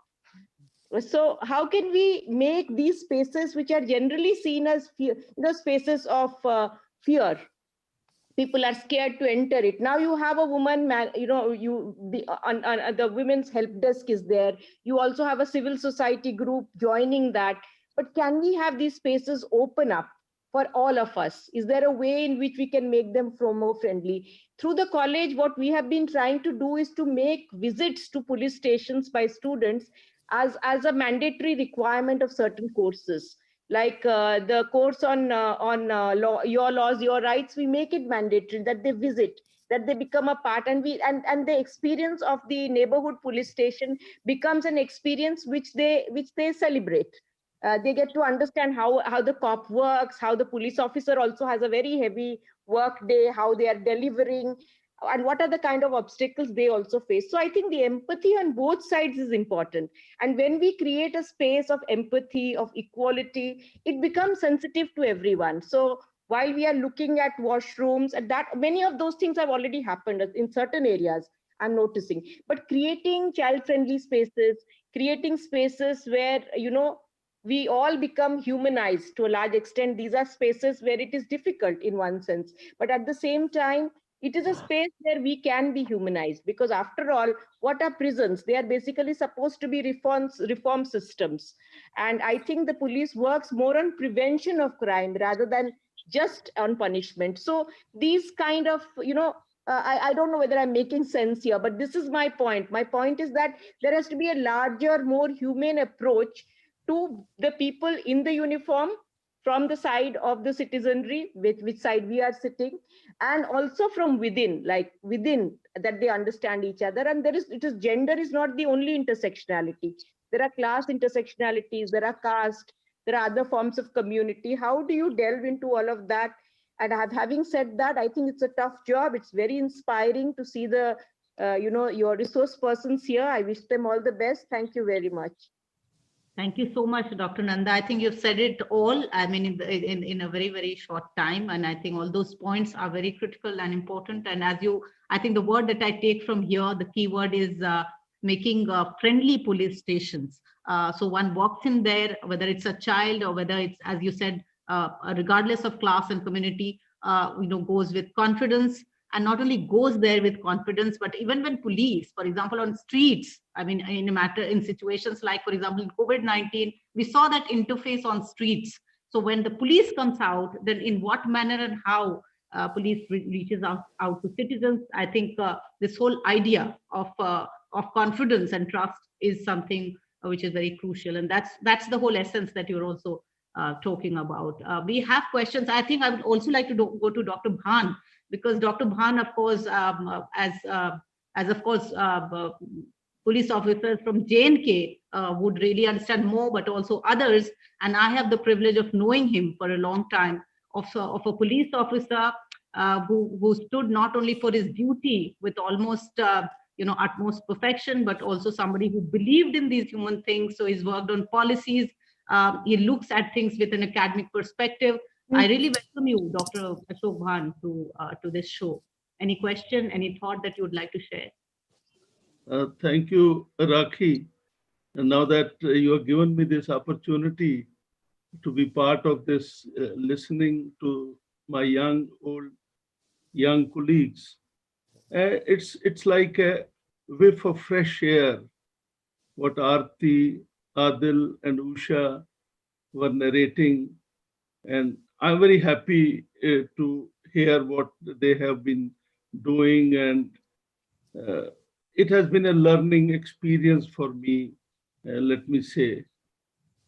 I would sum up 3 takeaways that I get from what these 3 young men and women have told us. One is that, and the most important, the principal also mentioned about it, that we have to realize that 50% women have to come into the workforce. They are 50% of the population. So whether it is police, whether it is army, gradually the numbers have to go up. And everyone has to facilitate this change and transformation, not only in numbers, but also in content and quality.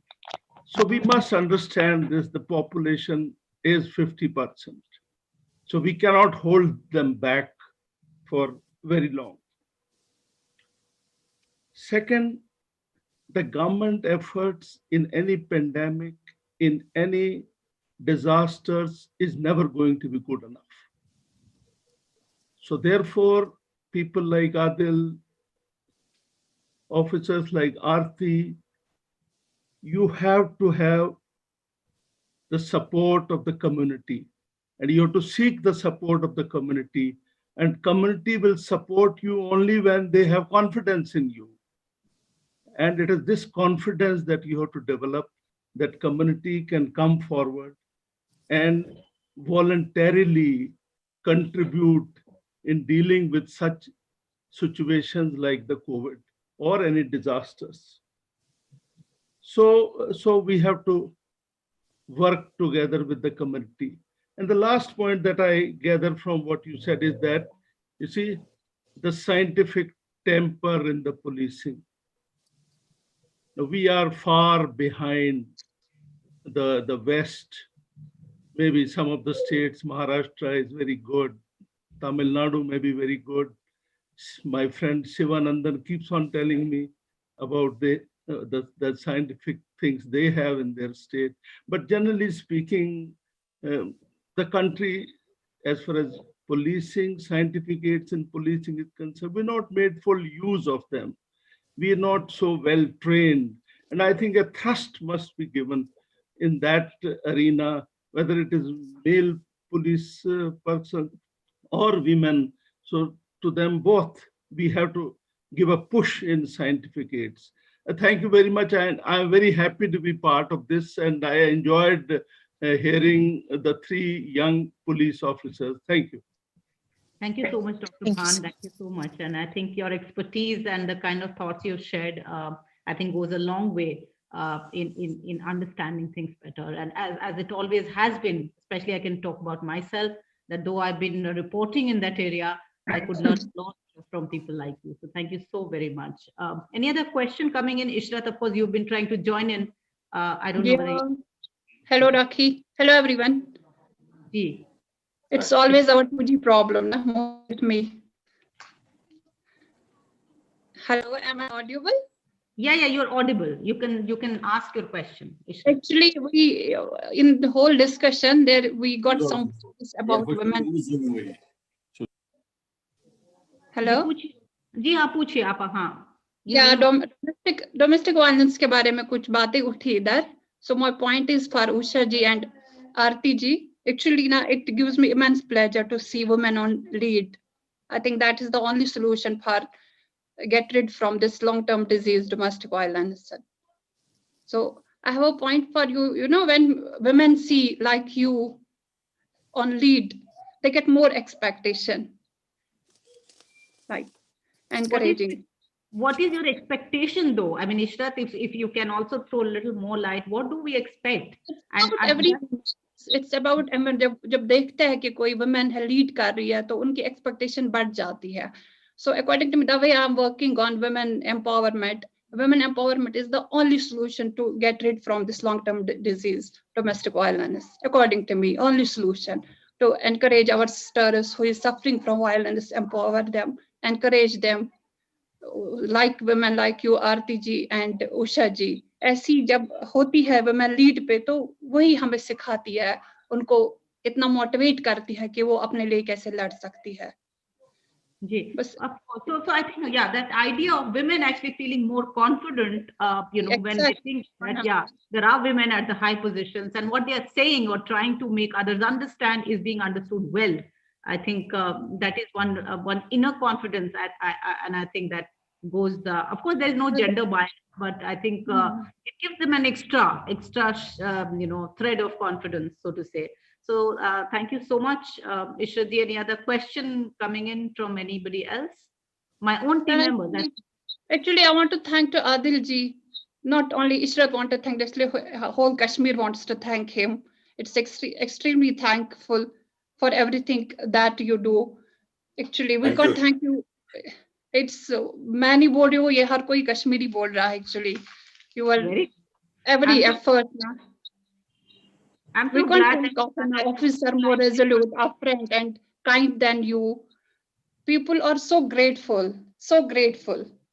Thank you, ma'am. That's so heartening to hear also on this show that we've got you, Sheikh Adil, who's and look at this feeling that comes from a citizen of the valley.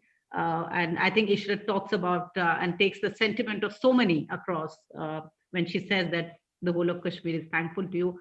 And so are we, that you are not only doing your job, but you also decided to join us on the show and share that. Thank you so very much for all that you do, Sheikh Adil. Any other question? I think Vikas Pandey from my own team who had a question. Vikasji, you can ask your question. पूछ सकते हैं आप.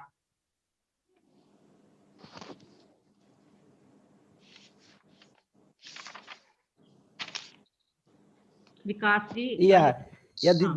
I wanted to ask this question directly to Aarti ma'am. Ma'am, my question is, why is it that even with the increased gender balance, we still fear the police rather than feeling protected? Talking to the panel today give us a confidence that they are reachable and available, but the same feeling we still do not get in the police station that are available within our reach. Is there a plan to improve and make this relationship more friendly? I hope, Dr. Aarti, you got that question, that how do they get more confident when they reach the police station, how a common citizen feels that he or she is being heard properly and his or her case is being taken up properly. Definitely, this is something, it's been there since ages that people actually rather fear police. And we are now, for the past these 10 years, we are not focusing on changing this perception and this image of the police. There are many training programs which we give to the constabulary. See, because the constabulary of ours is the first line, as the ground level staff who is interacting with the public, and interaction with the constabulary makes or mars the image of police. So we are focusing on giving soft skills training to the constabulary who is sitting in the police station. So we also have given a feedback form to the visitors who come to the police station, whether they were attended well, whether their grievance was exactly heard in the way they wanted to give it, and whether there was a time delay or they were quickly addressed. So all these things now is the focus of not only one particular state, but throughout the country, because throughout the country, we are working on improving the image of the police. And there are many other things which we are doing to do this, to have this continuously engagement with the public. So we take corner meetings. It's not that you come to the police station and make an image. We our outreach to the public, we are increasing by, we have instituted, every state has instituted their own concepts, like mobile vans where you can go to the doorstep, hear their grievances, you can have a FIR register over there, or online complaint system, so that you don't come to the police station for registering your FIR or your complaint. And then we take corner meetings where the entire police station staff that goes into the localities and hears addresses to the grievances. So all these things are now probably working well, but yes, we still have to go a long way in improving our image. I would also request through this platform that the movies, now the earlier movies, that like nowadays some movies are actually glorifying and improving the police image, but earlier, like some of the movies where had been portraying police in a very negative sense. But yes, now there are movies, some of the movies had come up where police was shown doing a very brilliant job. And especially this pandemic, probably this pandemic, everybody would agree that in this pandemic, the kind of work which the police department has done in the entire country has gone a long way to improve the image of the police, because this was a situation where everybody was scared, nobody was coming out, and ours is such a job, a tough job, where we had to be out of the fields, helping everyone out, be it helping the migrants to go back to their native villages from the metros, distributing food, rescuing them, taking them to the hospitals. The police had been in this pandemic, had been doing, apart from policing, had been doing every other thing under the sun. Okay. Okay. So that was a good point that you raised, Dr. Aarti. And can we go to also now Sheikh Adil and ask him, talking about these perceptions, talking about the mass media and the media. Sheikh Adil, as Dr. Aarti was saying, how let's say police personnel are shown also. So whether in serials or movies, what would you say the depiction right now? For example, if there is a woman police officer, she's shown now to be very extra dabang, and also the male police officer. In fact, some of the movies have been made like that. What would you say about those, the display of characters of police personnel? How would you look at that, Sheikh Adil? Definitely, I would appreciate if something of that sort comes from the Bollywood, where I would see the female counterpart of the Dabang, or what was the other one, that Chulbul Pandey or Singham. We see them in the women actresses of the Bollywood. I would definitely appreciate that. I mean, times should change. And I once again denounce the stereotyping that we have fallen prey to over a period of time. Very, very good point. The stereotypical, I think, images or stereotypical talks should really go out. As we're talking about police reforms, the outdated things also should be really outdated, and there should be new ideas, new elements of modernizing techniques that should come in. Of course, we're also talking about all those, infrastructural that comes to the police personnel, whether it's about equipments, whether they are given modern weapons to use, the tools, the technology, as you said, is the best, one of the best tools that can be given now in the present time. And for that, I'm sure that. Sorry to interrupt you. Would you like to have a look of the wall of kindness? It's just outside my office. Go ahead, do that. I'm taking you there. Yes. Till then, you can continue. Yeah. So basically, we're talking about all those techniques of modernization. When we're talking about police reforms also, since we've got these 3 police officers that should be really, really considered. It's high time because that's how, sometimes through media reports, all these cases get highlighted and which are real also. But sometimes if the police is also understood much better and facilitated, I think there can come a situation of win-win situation coming to each other in a more friendly manner, and which will only happen if policies are worked upon. So there are policies, there are papers which have been presented by intellectuals, by senior police personnel. There have been committees, but people have to work on those things, and that's how we can really be more forward-looking as far as policing is concerned. So wall of kindness is what we are also waiting for. Do we have a sense of wall of kindness now, Sheikh Adil?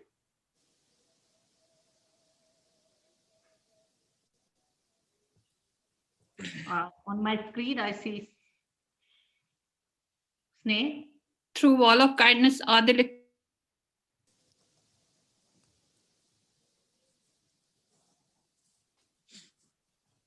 Okay. Is this the okay?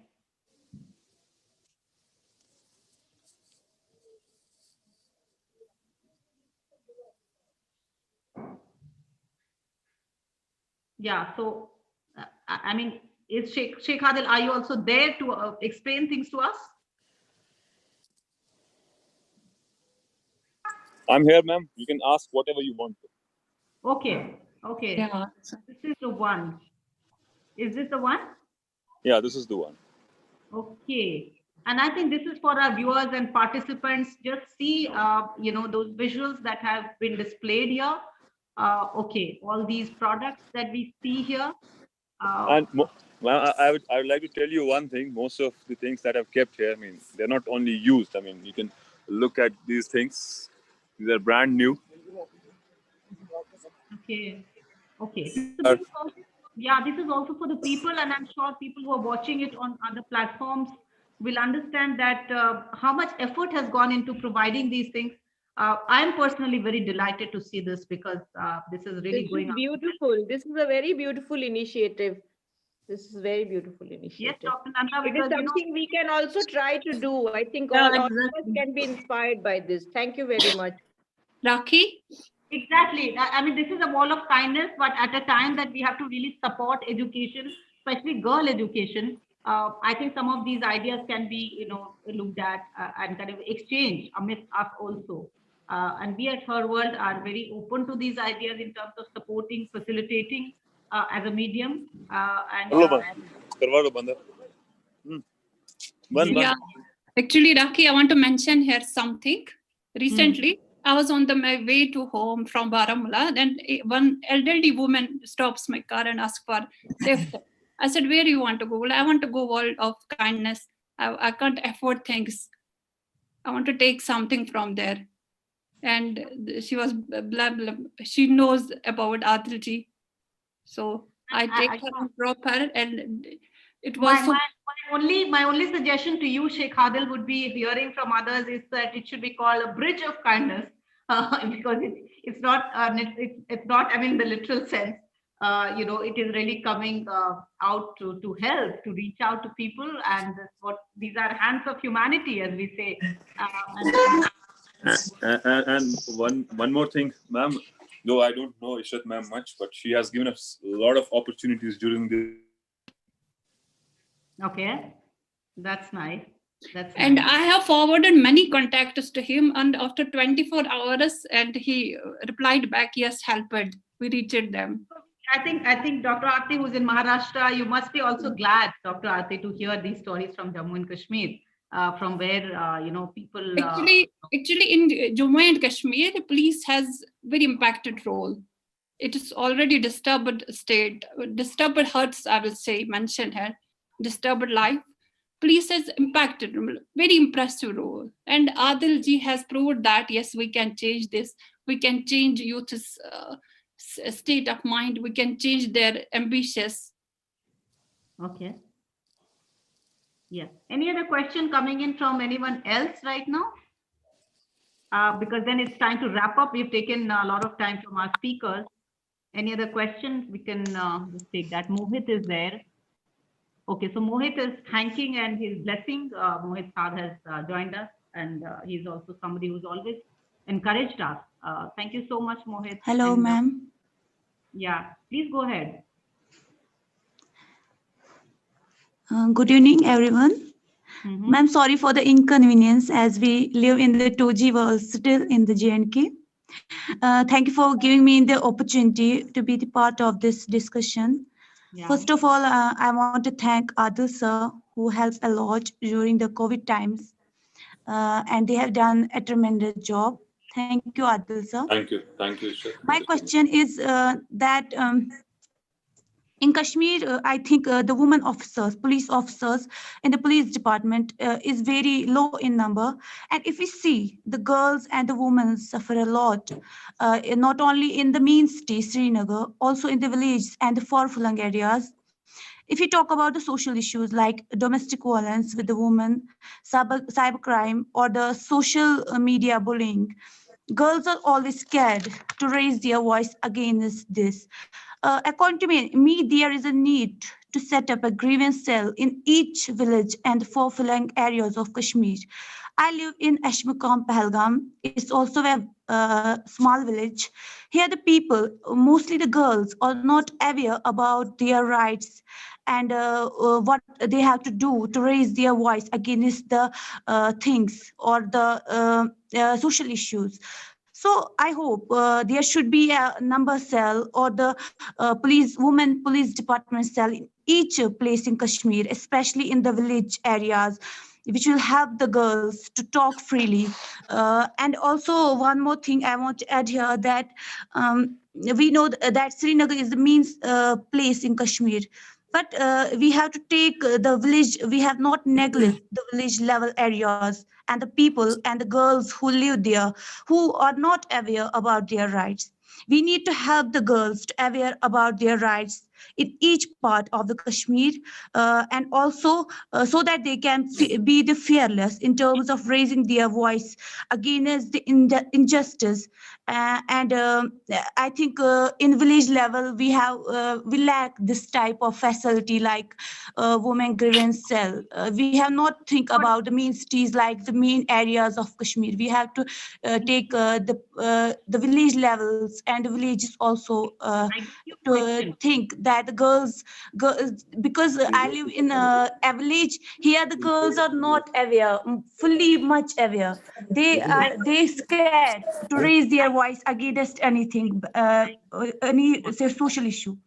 So this is my point. I hope it will be addressed. Very nice of you to ask this question, actually, because you were talking not only about yourself, but I mean, you're talking about this whole idea of how girls in rural areas, especially in Jammu and Kashmir, can be facilitated. Sheikh Adil, I think you can answer this question, or Usha ji also later, as to how this idea of grievance cell in each police station, as she's talking about, or maybe how women should be understood better, can be looked at. Sheikh Adil, any idea you would like to throw on? And also, yes, Dr. Aarti has appreciated this wall of kindness, and she has really thanked you and the whole idea to be there as it is in presence. Thank you so much, ma'am. Thank you so much. See, Ishrat has raised a very valid point here, that justice delivery will have to realign and reorient itself so that it becomes woman-friendly. Because when it comes to be at the receiving end of the things, women folk, I mean, they fall prey to the violence on a daily basis that we know we have been talking of, the domestic violence, which has especially taken place during this pandemic crisis. But at the same time, I'll tell you that I would like to advise her that we are already on that trajectory and curve We have women police stations on almost every district of the valley. I'll talk of valley. While I was in Jammu, we definitely had women police stations in Jammu province also. I was SHO Udhampur. We had a subsidiary this police station with us, that was the women's police station, which was working under my supervision. So it was there also. The problem is in the awareness. Our women folk doesn't know that where to go, what to do, and what are their rights in case they fall prey to any kind of violence, harassment, or molestation. She seems to be interested in this dimension of our society, that is the awareness of women vis-a-vis their rights. If she takes the lead, I'm here. I'm telling you, this medium, I'm telling her that we will provide any kind of help and assistance that she wants. If she wants to conduct any kind of awareness camps, these lectures in the colleges, schools, we will offer every kind of support that she wants. But all said and done, I also accept her point that yes, we are lacking behind in this side of our society. Our society is not it is not as mature as it should be, and has not evolved to that level. I mean, I told you that institutions are just a reflection of our society. We are still in a phase of evolution. As a society, we have not matured. I'm telling you, if you see that a police officer is corrupt today, you see a magistrate is corrupt, a doctor is corrupt, that is because there are some roots of corruption in your society. I mean, just imagine at one point in time, even Ishrat would have been young, and someday her father's friend came to visit her father, and her father was not in a mood to meet him. And he asked Ishrat to go and open the door and tell him that I'm not home.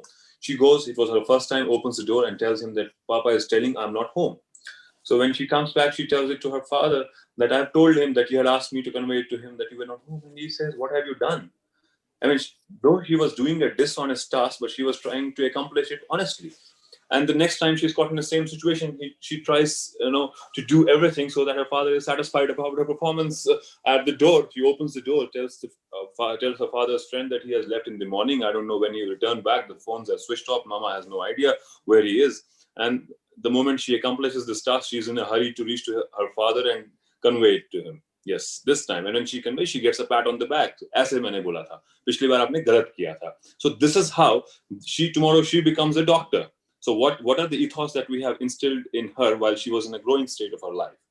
So as a society, we need to understand that where are we going wrong? At the institutional level, that is a superficial approach. When you try to address these problems at the institutional level, that's a very superficial approach, and that's not going to reap us enough results, and that we have seen how we have failed. If we have to find a result, we have to deal with it at the societal level. Very, very valid point. Again, you've really looked at, and you're talking about Sheikh Adil, and you are talking about the real steps taken as far as looking at institutions and how they function. Thank you so much for these ideas. And I think each of your views, each of the speakers and their views really become notes for us.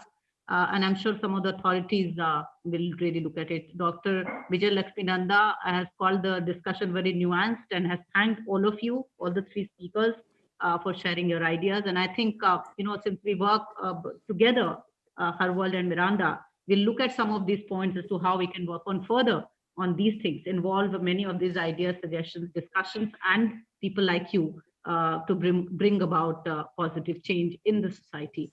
Usha जी, आपसे अब एक दरख्वास्त है जो मुझे पता चला था, मैंने शुरू में कहा था कि अब हम थोड़ा सा लाइट करते हैं मूड को, और क्यों ना आपसे थोड़ी सी हम थोड़े से गाने सुनते हैं. हमने सुना है कि आप एक अच्छी सिंगर भी हैं, तो क्यों ना थोड़ी सी आपकी मधुर आवाज सुने, और गाने के साथ ही और मे भी एक दो सवालों के साथ हम एंड करें इस show. Usha ji, over to you now for your singing.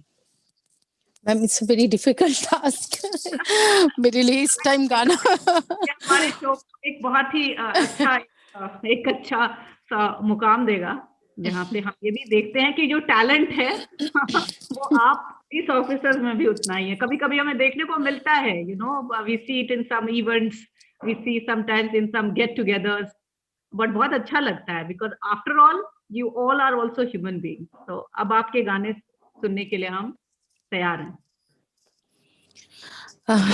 Thank you ma'am.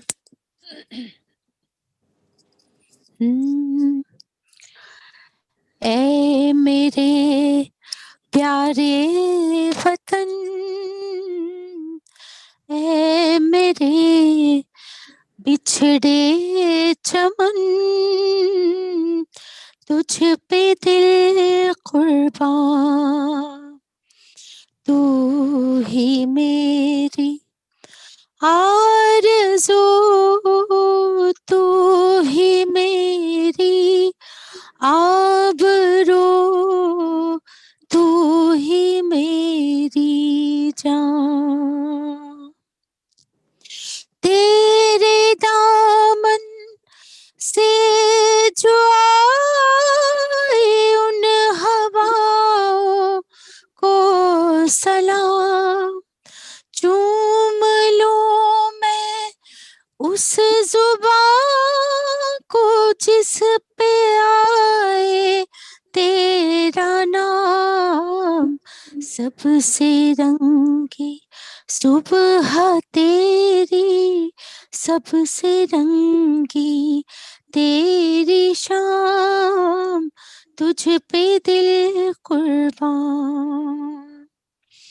माँ का दिल बनके कभी सीने से लग जाता है तो, और कभी नन्ही सी बेटी बनके याद आता है तो, जितना याद आता है मुझको उतना तड़पाता है तो, तुझ पे दिल कुर्बान, तू ही मेरी आरज़ू, तू ही मेरी आबरू, तू ही मेरी जान।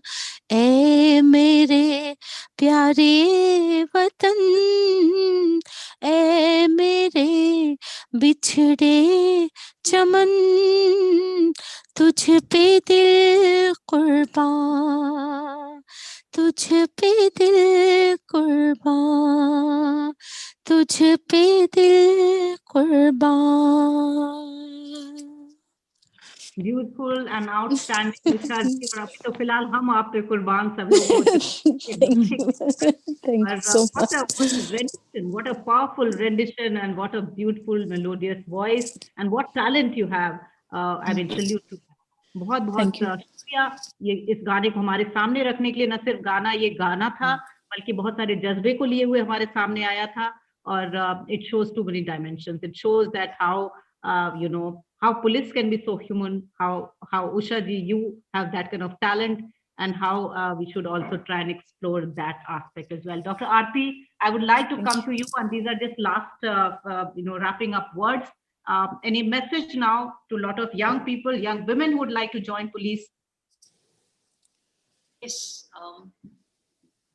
through your platform, I would like to convey all young women and girls that you must have a dream and cherish your dream and work very hard to achieve your dream. Today's world is very different from the previous world.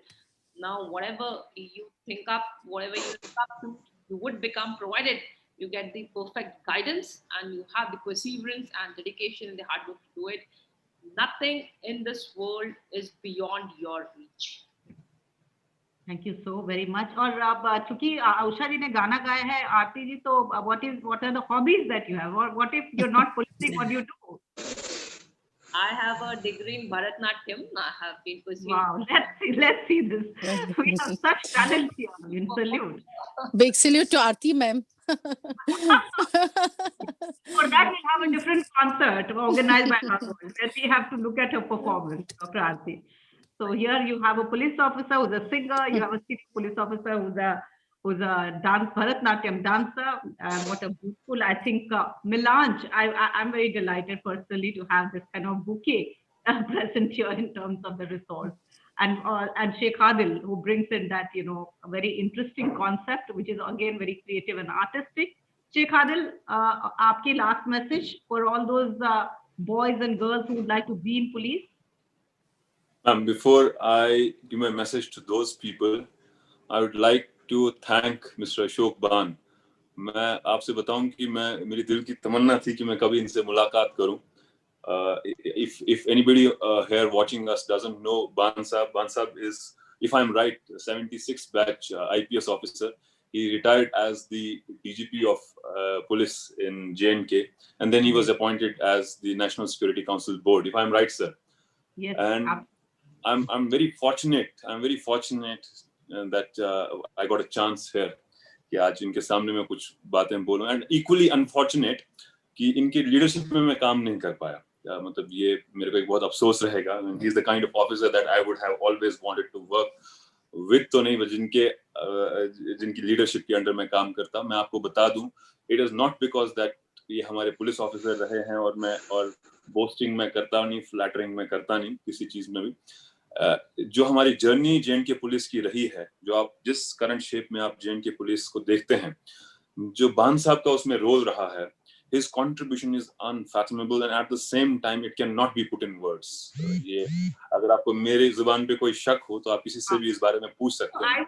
हाँ, मैंने sir के leadership पे काम किया है and he was so honest and dedicated officer, a very decorated officer. I was very fortunate कि I was working under Dr. Ban sir.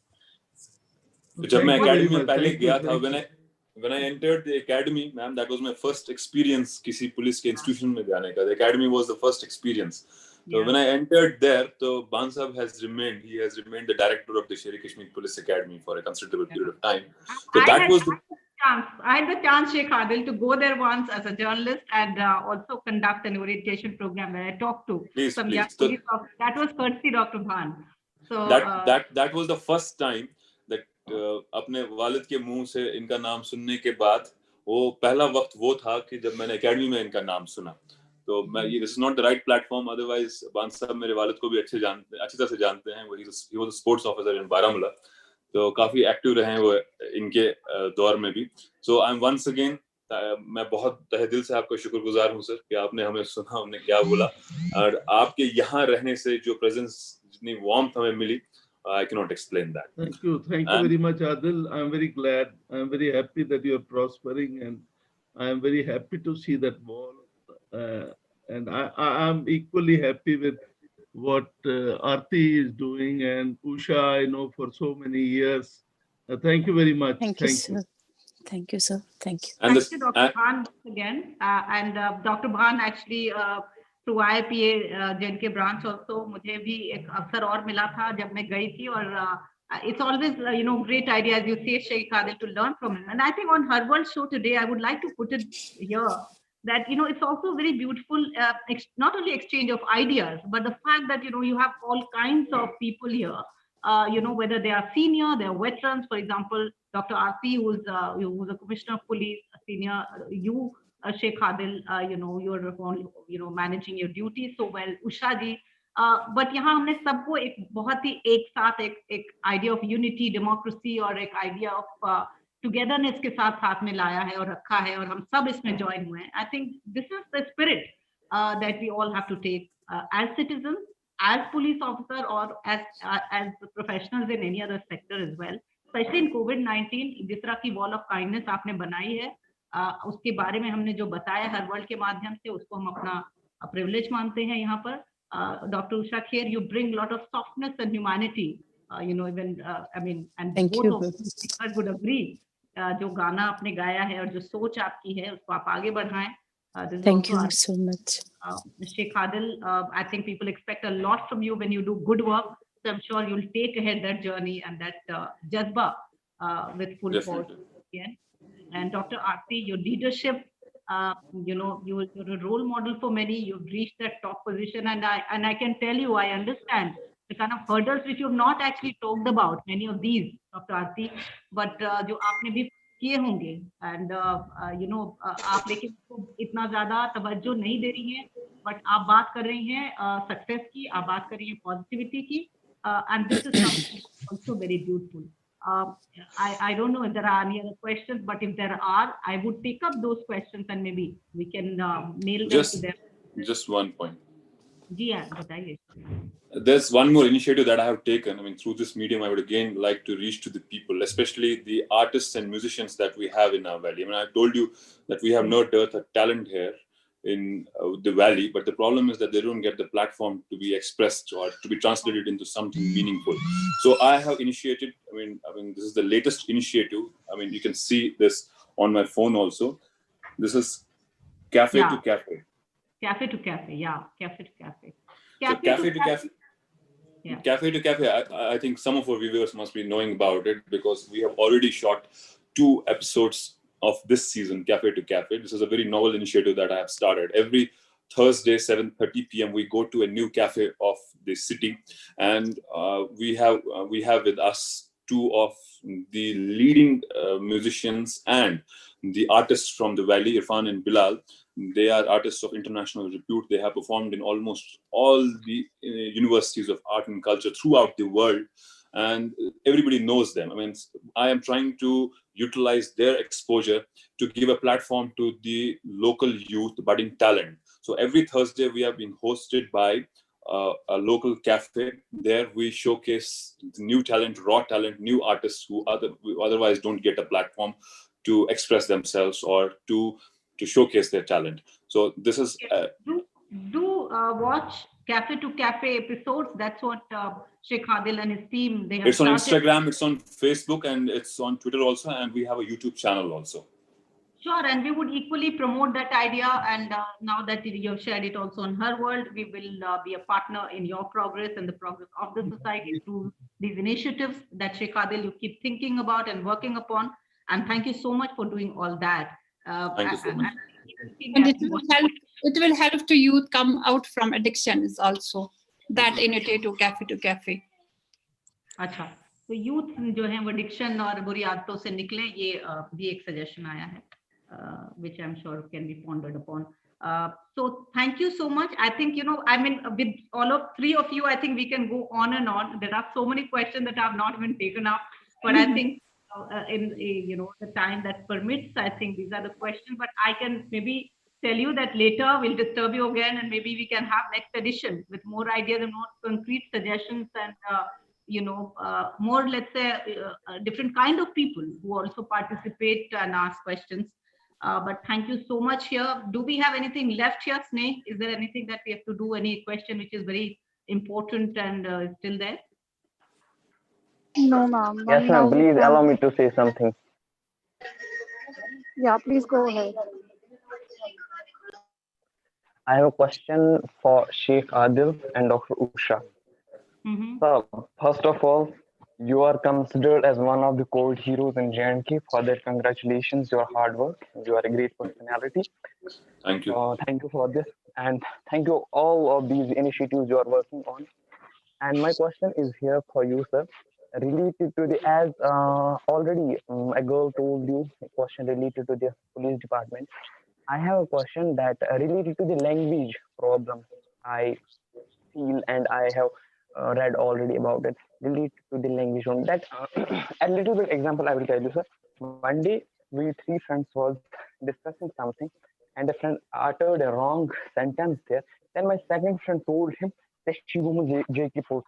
It means why are you talking like the person in Jammu and Kashmir, please? So then, sir, we know that any example set in our society is because they have done already something related to whether bad or good, that is something else.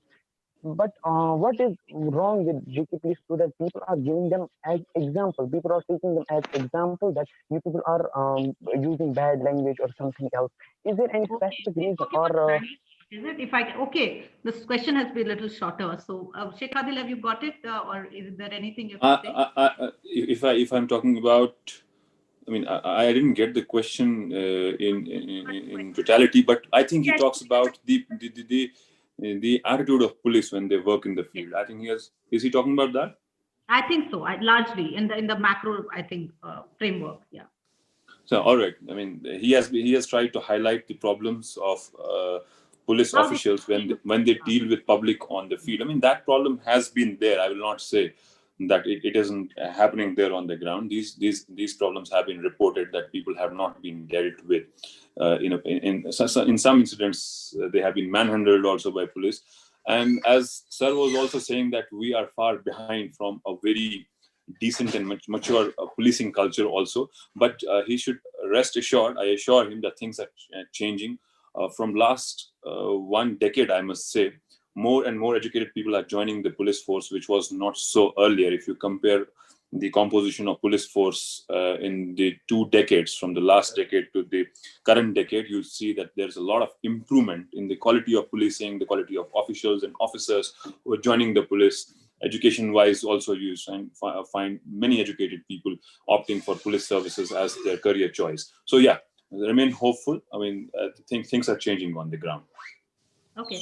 And one thing I can say, since we're talking about this whole justice system and policing, is, and I can say from my own experience as a journalist here, that, not only that men and women should come out if something wrong is happening, and they should use the right kind of processes, for example, to the police and to the judiciary, but also that more and more such cases are recorded. It's very important, because the data should reflect if there are numbers to work upon. That is also very important, because some cases we've seen that due to that gap, much has not come out in many other states as well. We're talking about the crimes against women. Sometimes, because there are not many cases reported, then not much can be done. So it's very important that we need to report and record, and we have to also become conscious citizens, so that we can get the right help. So to get the right help, we need to reach out as well, whether it's COVID-19 or where we have to voice our concerns, we have to voice the right things, and knock, so to say, loudly where it should be. But thank you so much to Dr. Aarti, Sheikh Adil, and Usha ji. Thank you so much for joining us here on Her World Show. I can tell you that we will keep taking such issues of importance, issues that need to be talked about, good work which is happening, which is sometimes overlooked. Her World is trying to look at that space, because sometimes we feel that in mainstream media such spaces are and that's where we come in, and we'll keep doing all that. We'll keep having some of you as voices who ask questions on our platform. Ma'am, I have one question. Yeah. Excuse me, I have one question. It has to be very brief, because we are ending. First of all, I will introduce myself. I came a bit late. I am a Sajjad Khan, who did a COVID in a burial as a voluntary from the first day. I am the single man holding the coffins and bury them. I am the dead person. तो मुझे आदिल साहब से एक ही करना है। आदिल साहब से बड़े सवाल पूछे, अगर आप बहुत शॉर्ट में मुझे बताएं तो शायद जल्दी से हम उसका जवाब ले। मैं तो कह रहा हूँ मेरे दफ्तर नजदीक है, दफ्तर आके पूछ लीजिए। क्योंकि आदिल साहब की वो बंदे जो है जो सोशली लोगों के साथ इस टाइम न जुड़ रहे हैं, क्योंकि पुलिस वो महकमा है जो हमेशा अपनी गैप रखता है, बट आदिल साहब ने वो गैप ना पूरी तरह मिटा दी। बहुत शुक्रिया आपका, बहुत शुक्रिया आपका। और जैसा कि सबने कहा, he is always there, accessible. मैं कहता हूं कि पुलिस डिपार्टमेंट ने okay, so Sheikh Adil is accessible, and so is the idea that police also needs to be accessible, so that people can trust them to reach out to them. And I think what we can understand, at least from these three speakers here, that thank you so much. I think I'll finish here because now the time is not really permitting. We need to wrap up the show, but we'll continue to have these kind of dialogues in future. I'm very, very, very thankful and delighted to Miranda House for providing us the guidance and support. Very thankful to Dr. Aarti once again, to you, and may you lead always, and may we look up to you for more inspiration, motivation. Sheikh Adil, thank you so much, and Dr. Usha, thank you so much, ma'am. Thank you. Thank you. On behalf of our World team, I must mention that my team also is also a very young team, but they've always been there with a lot of passion and their own courage.